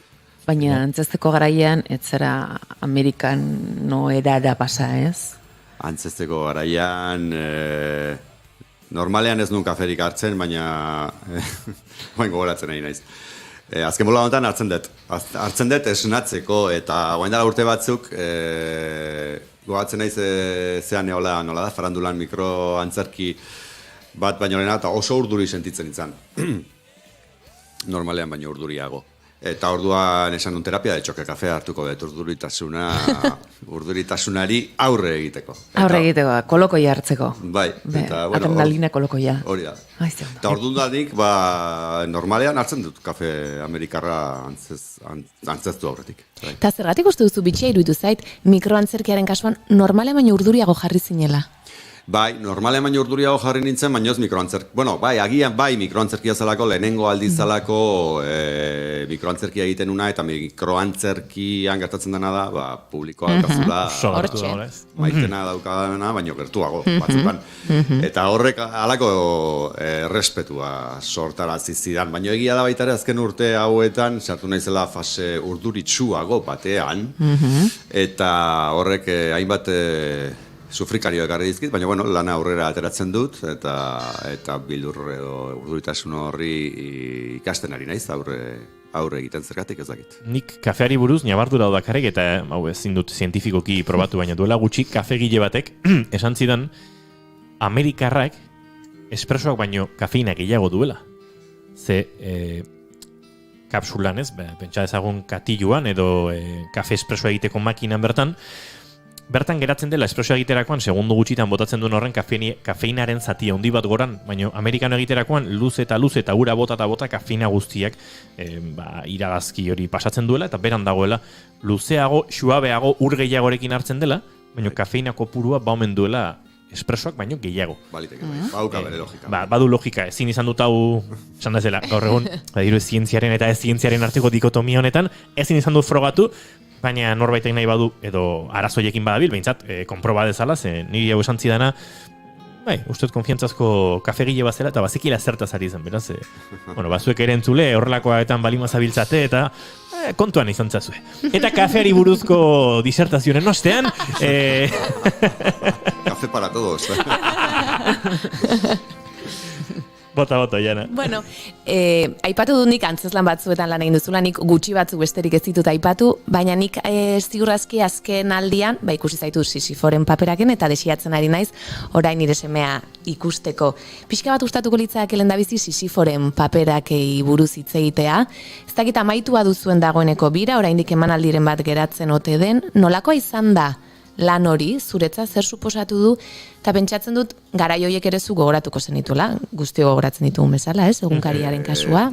Bai, gogoratzen ditut, zoritxarrez, eta beste batzuk ere bai. Sisiforen paperak irakurri nuenean, normalean gertatzen den bezala, nire pertsonaia zaintzen begiratu nuen, lehenengo gauza, nola. Eta bar, hola, objetiboki esan nuen, bueno, pertsonaia txikia da. Lehenbiziko purua, gero kalitatea. Aktorearen egoa, bai. holako kontuak. Bueno, eta ikusi nun, bagenekin gaia nondik nora jongo zen, ez formalki, ikusi genuen, testu asko gustatu zitzaidan. Eta bai nire pertsonaia ikusi nunean, gero denborarekin, gero eta kontzienteagoa izaten hasi nintzen zetokatzen zitzaidan egitea. Eta, daude estena pare bat, non nire pertsonaia interrogatu egiten zuten, lehenengoa gogor xamarra da, bigarrena areta gogorragoa. Eta orduan, egin nuena izan zen, emozionalki konektatu nun lehenengo gauzarekin konektatu. Hau da, errespetu handiz begiratu nun, pertsonaia guztiak bezala, baina kasu honetan.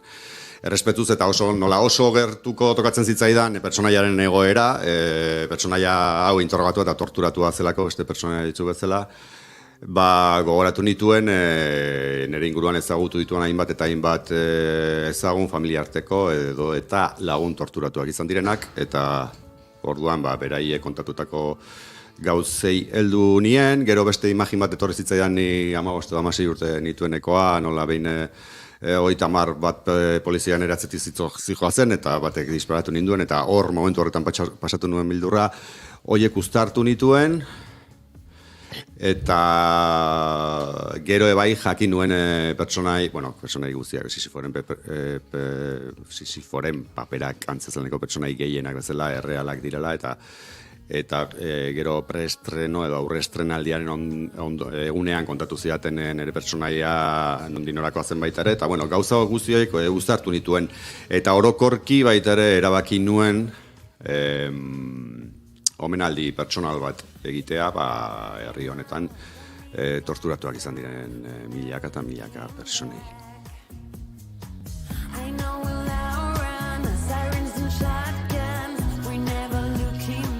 Oianaren galderari neurri bakar batean helduta, Sisiforen paperak gehiago ikusteko aukerarik izango dugu, Asir? Zoritxarrez ez.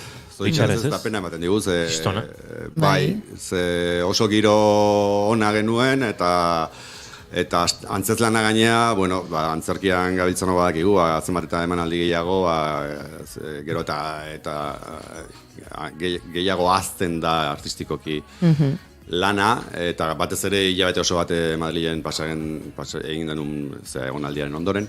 Baina zoritxarrez abenduan erdialdean egin genduen azkeneko aktuazioa, eta Sisiforen paperak bezalako antzezlan baten arazoa da handia dela. 10 aktore ginean eta musikari bat 11 pertsona estenatokian antzokia handietan bakarrik egin daiteke, eta orduan, Zoritxarrez Euskal Herrian hainbeste antzokia handi ere ez dauzkagu. Hori da, ez daude. Eszenografia hori, lehen aritu gara. Batean moldatu egin behar izan zenuten, ez uste dut eszenografia edo... Ez dakitetzen Leidorren izan? Badakit Leidorrerako egokitzeko planarekin zebiltzala, bai. Bai, naiz eta antzoki batzu handiagok izan, beste batzuk ez dira, handitasun horren barruan ez dira hain handiak, orduan, beti bezala eszenografia pixka bat murriztu egiten da, egokitzen geha iritsi orduko, eta, hori. Baina hori, arazo edo pena bakarra hori da, ez ezin dela antzoki txikietan mugitu. Bai. Apen ondia duela gutxi gainera, ez da norekin aritu nintzen honen inguruan, eta aspaldi ikusi den lanen artean, benetan markatu nagoen horietakoa, Victorio Eugenian ikusi genuen, hau inoz kontatu du. Eta ez dakit, estetikoki edo antzerki ikuspegitik eder bezain beharrezko ere uste dut badela, gure gizartearen zat, eta pena bada lan honen jarraipen horrek aukerarik ez izatea, baina horrela beharko du. nik urduritasun aipatu du lehen Asierrek eta nik onartu behar dut, ni hemen oso urduri jarri nintzela Arkaitzkano elkarrizketatu genuenean Sisiforen paperak lana idatzi zuelako berak, ez? Nik gogoratzen dut niretzat, bai, egun hori, bai, urduri nengoela. Ez da gizerron Arkaitzek, ze Durangon elkarrizketatu zuen goiurik, Buñuelen inguruko kandelikara da? Ez dut gogoratzen, baina bai, ikusi. Bai, esan gunuki hemen txadokagula kandelikara gainera, bai. Eta goiurire urduri asko zegoen. Eta... Baina gero sondo Arkaitz, niritza plazer bat izan zen. Nahiko jatorra iz de Arkaitz, baina ez da egiten mendanak urduri jartza girekin. Bai, baina bai, zein genuen lanari buruz eta ze gauza ederrak ere esan zituen, ez? Lan horri buruz. Bai, aipatu duzu pixka bat nola landu zenuen pertsonaia Sisiforen paperakentzat, gero sartuko gara oraintxe antzesten ari zaren lan horren inguruan, baina orokorrean nola lantzen dituzu pertsonaiak? Hurbilketa bat egin zenuen Sisiforen paperaken, pentsatzen dut beste hainbatetan ere hola egiten duzula, akaso metodoren bat, korazan egon zara, antzertin ere bai, ez dakit, ez da, ez, jendeak nola egiten duen, zuk nola egiten duzu? Bueno, lehenago intuitiboki egiten dituen gauzak, eta gero egia da, nire aktore bidean garrantzia handia izan zuela korazaren eskolatik pasatu izanak. Bertan erreminta konkretu batzuk ematen dizkizutelako, eta bai, gaur egun ja korazatik pasatu ondoren, bertan landutako hainbat gauza etortzen zaizkit. Besterik gabe. Orduan, nola lantzen ditudan? Bueno, hasiera batean irakurri egiten dut, imaginak etortzen zaizkizu, nola izan daitekeen pertsonaia, eta gero, bueno, beti, eta hau bai koratzen ikasi nula, beti norbanakoaren, osea, zure buruaren gandik, nire buruaren gandik hasten naiz pertsonaia existituko ez balitz bezala, ez? Eta gero prozesuan erabateko garrantzia dauka parean daukazun aktoreak, baita ere, niretzat parean daukazun aktoreak lanaren erdia egiten dizu gutxienez, eta aktore ona balima da, erdia baino gehiago parean daukazun ari entzunta begiratzearekin nahikoa izaten da. Gero tekstua behin eta berriz irakurri, behin eta berriz errepikatu, eta gero ez dakit, lehen esan dudan bezala, ez? Zugandik gertu dauden esperientziek lagundu egiten dizute, zuri etorri zaizkizun hainbat imaginek ere bai, eta gero dago, antzerkian adibidez, antzerkian prozesua benetan bizitzeko aukera daukazu, ez? Eta gero, ensaio, bai parean daukazun aktoreak, bai zuzendariak daukan ikuspegia, zuk daukazunarekiko nola elkar lotzen dan. Eta gero, badago gauza pixkat esoterikoa. Hortik badaukazu asko zuk hasi. Izan litekeena. Eta nik gero eta gehiago sinisten dut, iristen dela momentu bat, zuk benetan relajatua eta konzentratua eta konfiatua alima zaude, badagola hor energia berezi bat etortzen dana, eta pertsonaia errebelatu egiten dana. Orduan, pertsonaiari sartzen uzten badiozu, nola egite esateko, berak egiten du.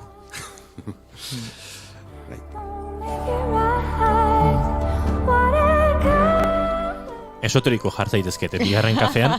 Uste dut, denok ere oso ondo lortu dugula, ez? Energiarekin gertatzen den konexio hori iaia dozien fazetatan, askotan kazetaritzan bertan gertatzen da, dantzan gertatuko da, musikan gertatzen da. Aztu zait esatea publikoak egiten dula baita ere antzez lan bakoitzean lanaren euneko garrantzitsu bat. Eta hori bai egiten da oso modu esoterikoan, esan nahi dut, ez dago ezer tangiblea, ukigarria, baina gertatzen ari da zerbait, eta energia bidirekzional edo auskalozen norabidetako horietan, ikaragarriaino gertatzen da. Bai, hori gertatu zitzai, oain bertan gaina emozioa sartzen zait pixka, baina ez dugu, nik bentsat ez dut inoiz aztuko Sisiforen paperaken estrenaldia Gasteizen egin gendunean azaroaren 19an zan, 2020an, azaroaren 19an. Eta, bueno, ikaragarria izan zen estrenaldia. Izan zen, ez dakit nola esan, odei baten gainean eseri eta egan jungo bazina bezala, publiko guztia zutik, eta oso onkituta, eta, bueno, emanaldi hori adidez oso berezia izan zen. Bai, esandagarria.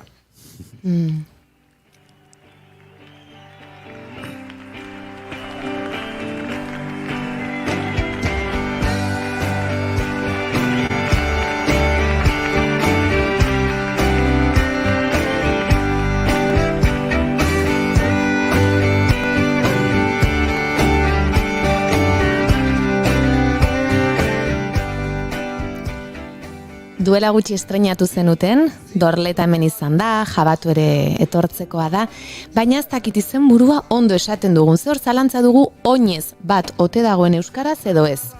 Nire, begira. Postita ekarri du. Bazpare. Jabatu esan Gehiago daude hor, akaso? Gauza gehiago ere badaude hor, ordun. Bai. Aktore guztien izena, garri, amargea. Uste nuen, erosketa zerrenda ere hortxe zenuela. Bai, hor gertu egongoa. Bai.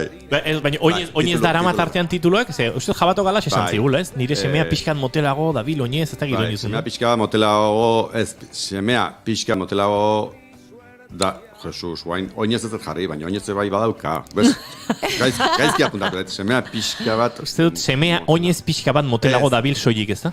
Dabil, hori da, oinez gabe, hori da, semea pixka bat motelago dabil soilik. Nik esango nuke, agenda guztietanik oinez gabe ikusten dut, eta komentatu zenuten zuek... Jabato, zu nastu zea, Zuk nastu gaituz.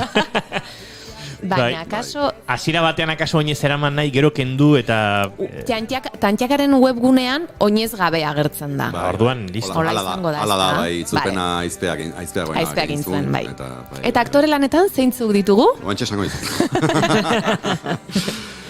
Mireia Gabilondo, Dorleta Urreta Bizkaia, Clara Badiola, Maria Redondo, Miren Arrieta, Xabi López Jabato, Marcelo Rubio, Jose Ramon Soroiz, eta Ander Irure eta Goiena, eta Nine Eroni. Haze kuadrilla derra? Bai, eta egia esan, honetan ere, zortea izan dugu, 10 aktore gera, eta oso giro atsegina dago, oso adin desberdinetako aktorea gaude, jatorri desberdinetakoak, eta ni batzutan Sisiforekin gertatzen zait, batzutan ingurura begiratzen eta esaten dut, bueno, takit, hainbeste talentuz inguratuta nolatan nago... Nik ere zerbait izango dut, ala? Izan liteke, bai, izango da. Eta ez, benetan, plazerra izan da ensaiotan, oso ensaio lasaiak izan dira, gustroa egon gera, eta hasieratik gainean ikuste pertsonaiak nahi gabe joan diala, eta horretan asko lagundu du baita ere testua zoragarria dalako. Ibor Martinik, uste, bai, autorea Ibor Martinik da, Kroaziarra baina Bartzelonan bizi dena, eta zoragarria da, testua zoragarria da. Bai. Nik aipatu nuen behin, niri Mireiak eta Fernandok esan ziaten muxua Argentinan muxua egiten ari zirenean Argentinan maitemindu egin zirela obra honekin, eta pentsatu zutela hau egin behar dugu, baina urteak pasa dira egin arte. Zuk ere, testua irakurtzean hori senditu zenuen. Bai, bapatean gainea, irakurri eta bai Dorletari eta bai niri Dorleta aipatzen den nire bikotea dalako, bioi berdina gertatu zitzaigun, testua irakurri eta esan genuen, ze ondo idatzita dagoen, ez dago hitz bat bera ere soberan, ez da hitzik falta, ez dago oso ederra da, Txehoven puntu hori dauka, nik batzutan pentsatzen dut eske Txehov oain bizirik egongo balitz, horrela idatziko lukela, ez? Oso... Testu irakurtzerako euskeratuta zegoen dagoeneko, oraindik gaztelera zegoen? Gu gazteleraz irakurri genuen, eta gero xeago itzuli zuen aizpeak. Kuriosoa da, ze aipatu dugun agurra lana ere kroaziar autore batena da, eta bi lanak itzultzaile berdinarenak dira, alegia gaztelerara pertsona berak ekartzen ditu, ezta? Eta gero aizpeak euskerara ekarri du. Agurraren kasuan ez da egite euskeratzen lana norena den, ez gara orain erotuko, baina kuriosoa da, euskal estenan une berean bi lan kroaziar izatea oholtzetan batera, bueno, Kroazian egiten delako antzerkian oski eta ona antza, baina bueno, ez da alako herrialde handia, hainbeste antzerki ere esportatuko duen herrialdea, eta kuriosia da hori ere gertatzen ari da. Eta iaia batera Euskal Herrian eta euskeraz kroaziar autoren testuak ikus daitezke. Bai, begira bitxia. Nik egia esan gogoandia dut zuena ikusteko agenda kontuak ditugu, ez da hor arazoak. Baina lortuko dugu ikustea, gaina hola entzun da ez hain testu eder batekin aritu zaretela, gogoa ematen du ikustera joateko zalantzaria, bai? Bai, ederra da oso, nola esan, oso erreala dalako, familia baten inguruko historia kontatzen dulako, nik uste baita ere publikoa islatuta, publikoak bere burua islatuta ikusten duela antzetlana ikusten duenean, esan bezala adin guztietako familiko pertsonaia daude, Aitona, Mona, Aita, Maize, Osaba, Anaia, Arreba, Laguna, adin guztietakoak, eta edozein familietan gerta daiteken zerbait delako, ez? Eta esan bezala oso ondo idatzita dago. Aipatu duzu itzultzaien kontua eta agurra euskarara txiliku arangurunek itzultzen. Ai, txiliku, gure txiliku. Goenkalen aritzen zan gurekin. Ai, txiliku, itzultzaia baino asko ere gehiago da. Bai. Aipatu duzu Dorleta, eta aipatu nahiko nuke gudua sortu zenuten, zuek idatzi zenuten lan hau. Nolakoa izan zen prozesua eta idazterakoan, ez duzu hau bakarrik idatzi, gehiagotan aritu zara. Nondik sortzen duzuzuk? Bueno, kasu honetan guduan egia esateko gudua gehiago ez, erabat Dorletak idatzizun.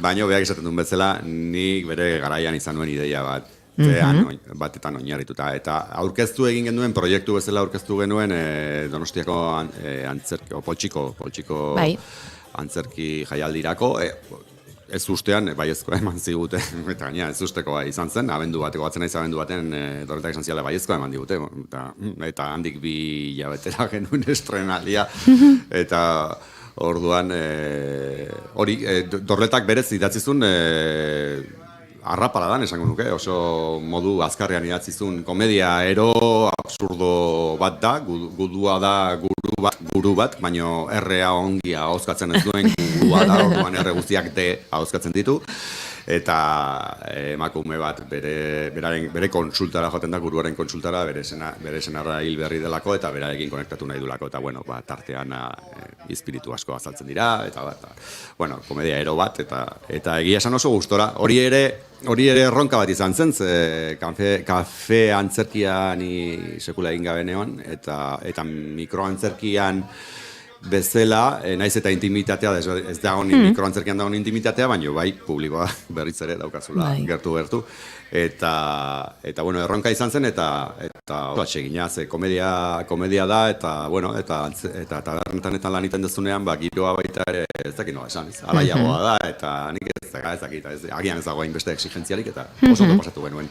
Eta gero, sorkuntza, nik idazteko sorkuntzari buruz, 2003an, hasi nintzen lehenengo antzezelana idatzi nun, gero saritu zidatena, eta,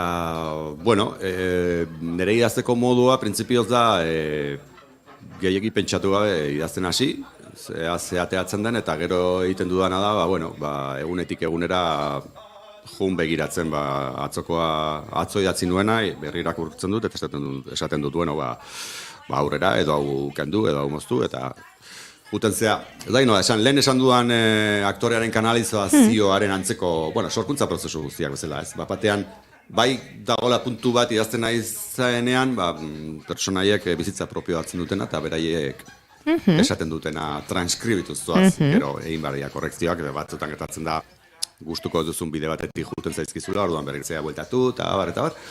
Baina, hola, ezakit. Zepolita, ustez duzun bide batetik joaten zaizkizula beraiek, ez? Zepolita hola itzeitea. Bai, sensazioa hori da, ez dakit oso ondo esplikatu duzu. Ni ere harritzen naiz batzutan, ez? Sensazioa hori da,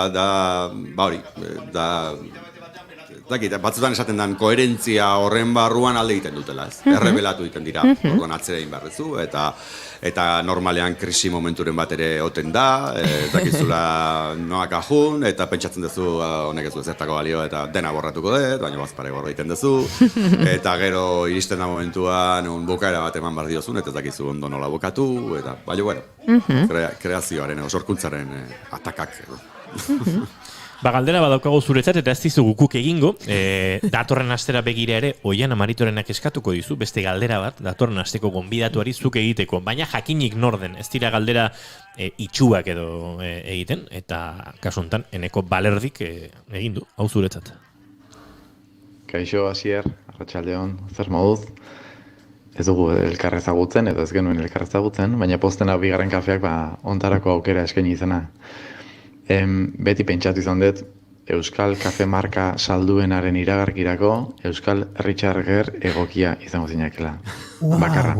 Haizu, zein herritu dezu, edo dituzu, igual bat baino gehiago izango dituzu, hozara irten aurretik ezin bestean egitekoak. Zein herritu? Zein? Erritu dituzun, zein joera, zein erritualak edo... Oholtzara atera aurretik. Oholtzara atera aurretik. Ezin bestean egin beharrekoak. Ezin bestean egin beharrekoak. Richard Gerrenari buruz, gero galdetu dizu. Eskertzen da. Erritu, bai, azken urte hauetan egiten dudana da, bai, antzezlanerako ordu bete edo falta danean horri inguru. Oholtzaren puntu, erdian dagoen puntua bilatzen dut, eta 4 puntu kardinaletara, bueno, ez dakit, normalean ez dakit nun dagoen, hau da, oholtzaren gainean nagoenean ez dakit, antzerkiaren barruan nagoen ez dakit, exactamente nun dagoen iparra egoa eta bar, baina egiten dudana da, besoak igo eta argi zuri bat goiti etorriko badiz bezala, 4 puntu kardinaletara zuzendu besoak eta eskerrak eman bertan nagoelako eta pentsatu konexioa ona izango degula baita ere publikoarekin. Nik barkatuko dite Eneko Alberdik, baina zuzenketat egin barko nuke. Euskal Richard Gere baino ez ote da Euskal Paul Newman Asier Hernandez. Bueno, eski Paul Newman. Baina ez... Antzagiago izango zenuke. Begitara begira Paul Newmanagoa da, Ger baino, ez da? Bai, Asier Alazare. Eskertzen da baita ere, baina Paul Newman da. Paul Newman bezalako egin. Casi siempre boca arriba. Nunca he podido entenderlo porque yo no. Bueno, Paul Newman, Richard Gere, nik uste dut bai begi horiek eta bai ahotsa, ez? Asierren ahotsa ere barruraino sartzen zaizun horietako bada eta oso, ez dakit oso ezaugarri jakina ez zugan. Ez dakit horrek uste duzun, eman dizkizuten paperetan, akaso eragina izan duela, noizbait esan duzu, agian komedia gutxiago egin duzu. Zergatik izan daitekeen edo, egia da gero betikoa da, ez? Paper jakin batzuetara bideratzen gaituzte, gero beti mate izute antzekoa, edo, bueno, badago joera hori ere. Baina joera hori, nonbaitetik etorri daitekela, uste duzu? Baliteke, ni ere itxuraz oso tipo serioa naiz. Itxuraz diot. Eta beti da ni gustatu zait komedia, eta bueno, noiz behinka komedia ateratzen zait, baina egia da, bai, suposatzen dut baietz, ez nire ahots grabe eta izaera ustezko serio honek dramarako papelak erakartzen dituela gehiago. Egia da, agian naturalki drama egiteko errestasun, bapateko errestasun agian hori erresagoa daukadala, baina, bueno, suposatzen dut baietz, esaten dutzuna. Ahots honek agian ez dula komediarako oso ederra da, imaginaziorik ematen, baina, bueno, komedia ere gero da gehiago gustatzen zait. Bai. Siento que vuelven a través de la fusión de las horas. ¿Y a dónde vamos tú y yo? Banik zure astapenetara joan nahiko nuke, segundutxo batez. Aipatu dut nik, kazetaritza ikasten ari zinen, antzertin zeunde, baina erabaki zenuen kazetaritza amaitzea. Ez dakit badagoen ez, joera bat ere aktore izan nahi duen jende horren artean, bada ezpada karrera bat egingo dut, ez zerbait eukitzeko, eta gero antzerkiti bidera badezaket, ez dakit horrelako zerbait egontzan, nik adibidez karrera bat egin nuen ere, eta uste dut horrek bultzatu ninduela handi batean. Bai, nik uste familiak bultzatu ninduela gurasoek. Ni 16 bat urtekin esaten nuen arte dramatikoa ikasi nahi nuela, baina, bueno, hola objetioki eta praktikoki gure etxean ez zegoen dirurik ni arte dramatikoa ikasten hasteko Euskal Herritik kanpo. Orduan, uztartu nituen antzertiko ikasketak bukatu ez nituenak, zuk ondo esan duzun bezala, baina gero kazetaritzarekin jarraitu nuen, baina kazetaritza ez nuen amaitu. Eta hor izan nuen 25 bat urtekin alako inpas bat, krisi bat, eta bapatean jabetu nintzen 25 urtekin, momentu horretan ez zegoela ezer berezirik Donostiara edo Euskal Herria lotzen ninduena, momentu horretan konturatu nintzen kazetari ez nuela izan nahi, ez zergatik baizik eta sentitu nuelako gazetaretzarekin uztartzen dituen aktore lanak gehiago sakondu behar nituela. Eta bide hori sakontzen hasi behar nuela, eta aukera bat eman behar niola nere buruari. lehenengo aldiz. Eta hori 25 urtekin sentitu nun, eta, bueno, bizitzak eta zirkustantziek eraman ninduten Madrilera aste pare bat pasatzea, geroan ezagutu nun pertsona baten bidez eskolan koratzen hartu ninduten, baina ja kurtsoa hasita zegoenan, gauza bate bestera eraman nindun nola pixka magikoki, eta 5 urtez gelditu nintzen, 5 urte terdiz gelditu nintzen Madrilen, eta koratzeko ikasketak bai, bukatu nituen. 4 urtez, eta hor izan zen erabaki serioa, benetan konstiente eta serioa nire bizitzarekin zer egin nahi nuen profesionalki, hor izan zen, 25 urterekin. Eta hortik, gauraino, gora bera hundiekin, eta bar, baina, bueno, hemen gaude, bizirik.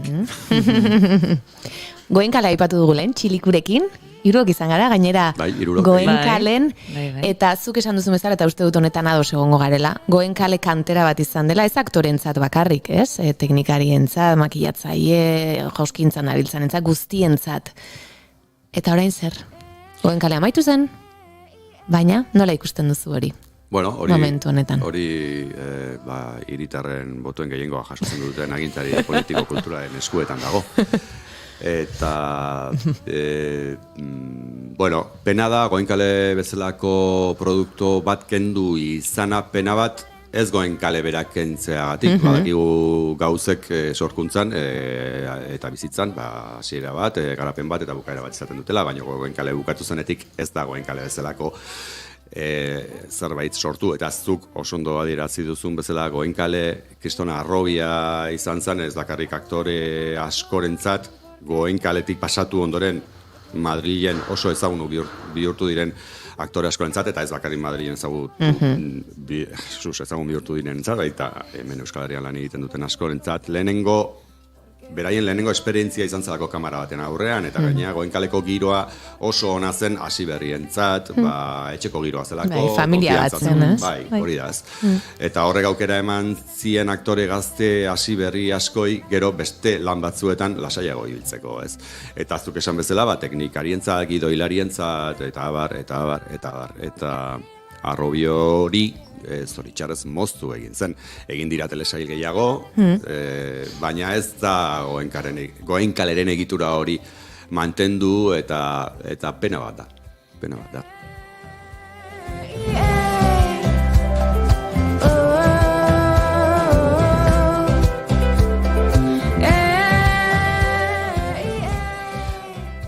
Goenkale amaitu dugu, sakon genezake Goenkaleren... Bai, jakina. Nik zerbait esan nahi dut. Bai. Bide, aprobetxatu egin behar dut ja, hemen gaudela horrez aurre, ni aurretik ez nuen ezer esan nahi. Entzumen aktiboa praktikatzen ari nintzen, da gozatzen ari nintzen. Oso txintxo zabe. Oso txintxo nago. Arritzeko modun, bai? Nire harritutan egon, egia esan. Gustora nagolako, gutxitan eukitzen duzu horla, ez? Bueno, lagun lankide izan dako hor bat paren, eta gustoa, beste toki batetik ez entzuteko, aukera izatea gozada da. Eta, guk elkarrekin izan genituen zenbait sekuentzieta bar, eta esan behar dut oso pertsona eskuzabala zare. Eta hori aktoren artean nik uste da benetan aktore on bat izatearen, ez? Oinarrian egon behar den zerbait, ez? Eskuzabaltasun horretan norbere izan daitekelako eta bestea ere, bai, ez? Eta sorkuntza prozesu bat egiten denean. Baina esango nuke ere lotxatia zarela pixka bat, hasiera. Bai, ez da? Bai. Nola liteke hori? Agian horregatik zara aktore, Bai, askotan kointziditzen du, ez? Aktore askori gertatzen zaiela, ez? Aktore on askori.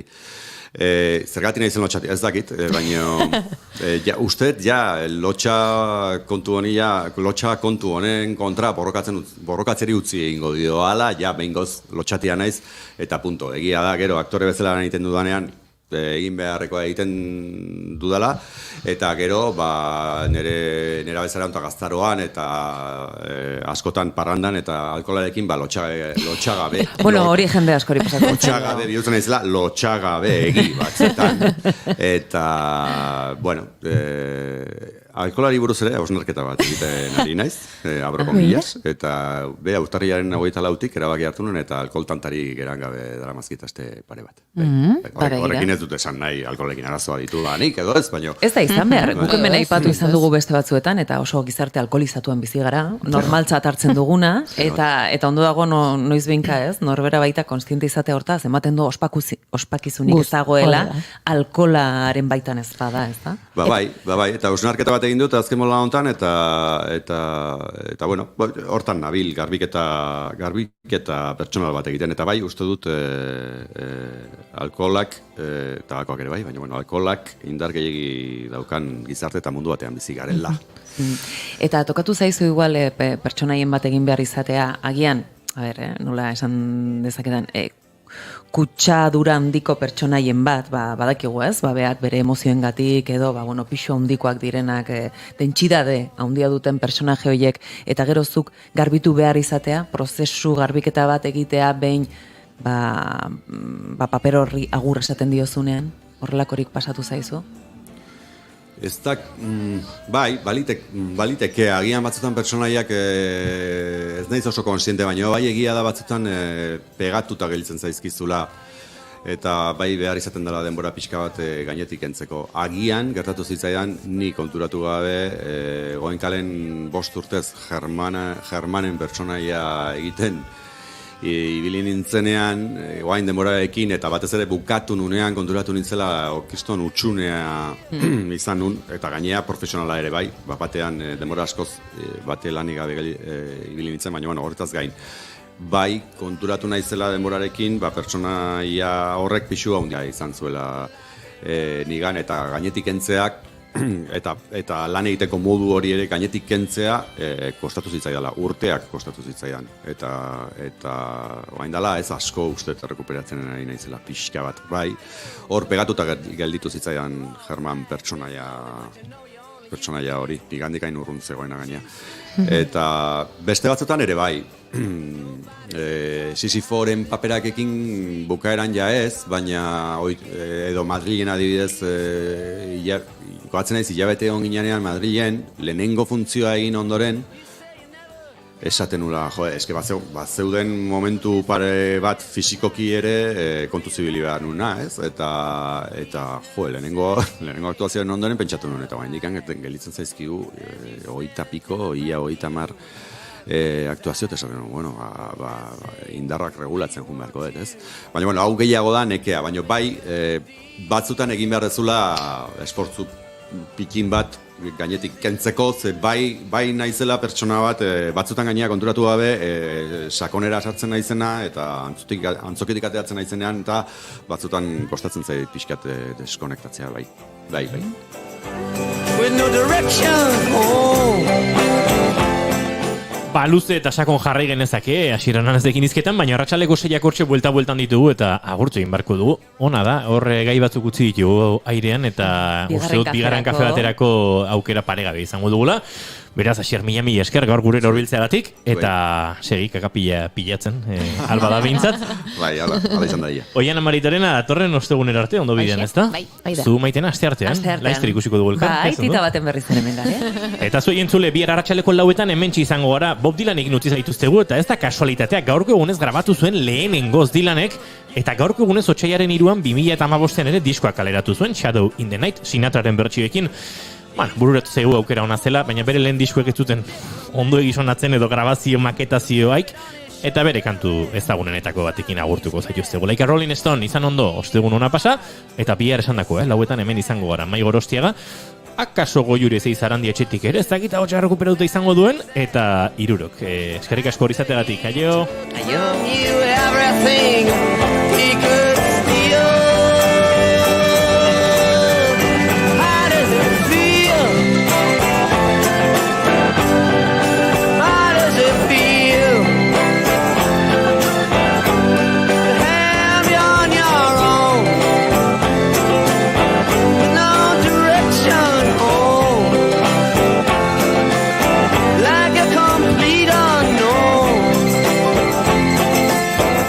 Like a rolling stone.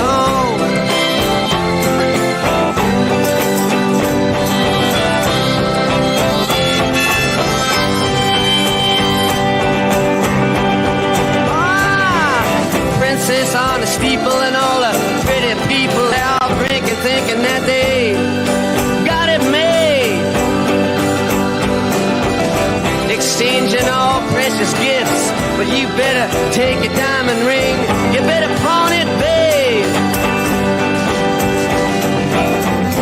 You used to be so amused at Napoleon and rags and the language that he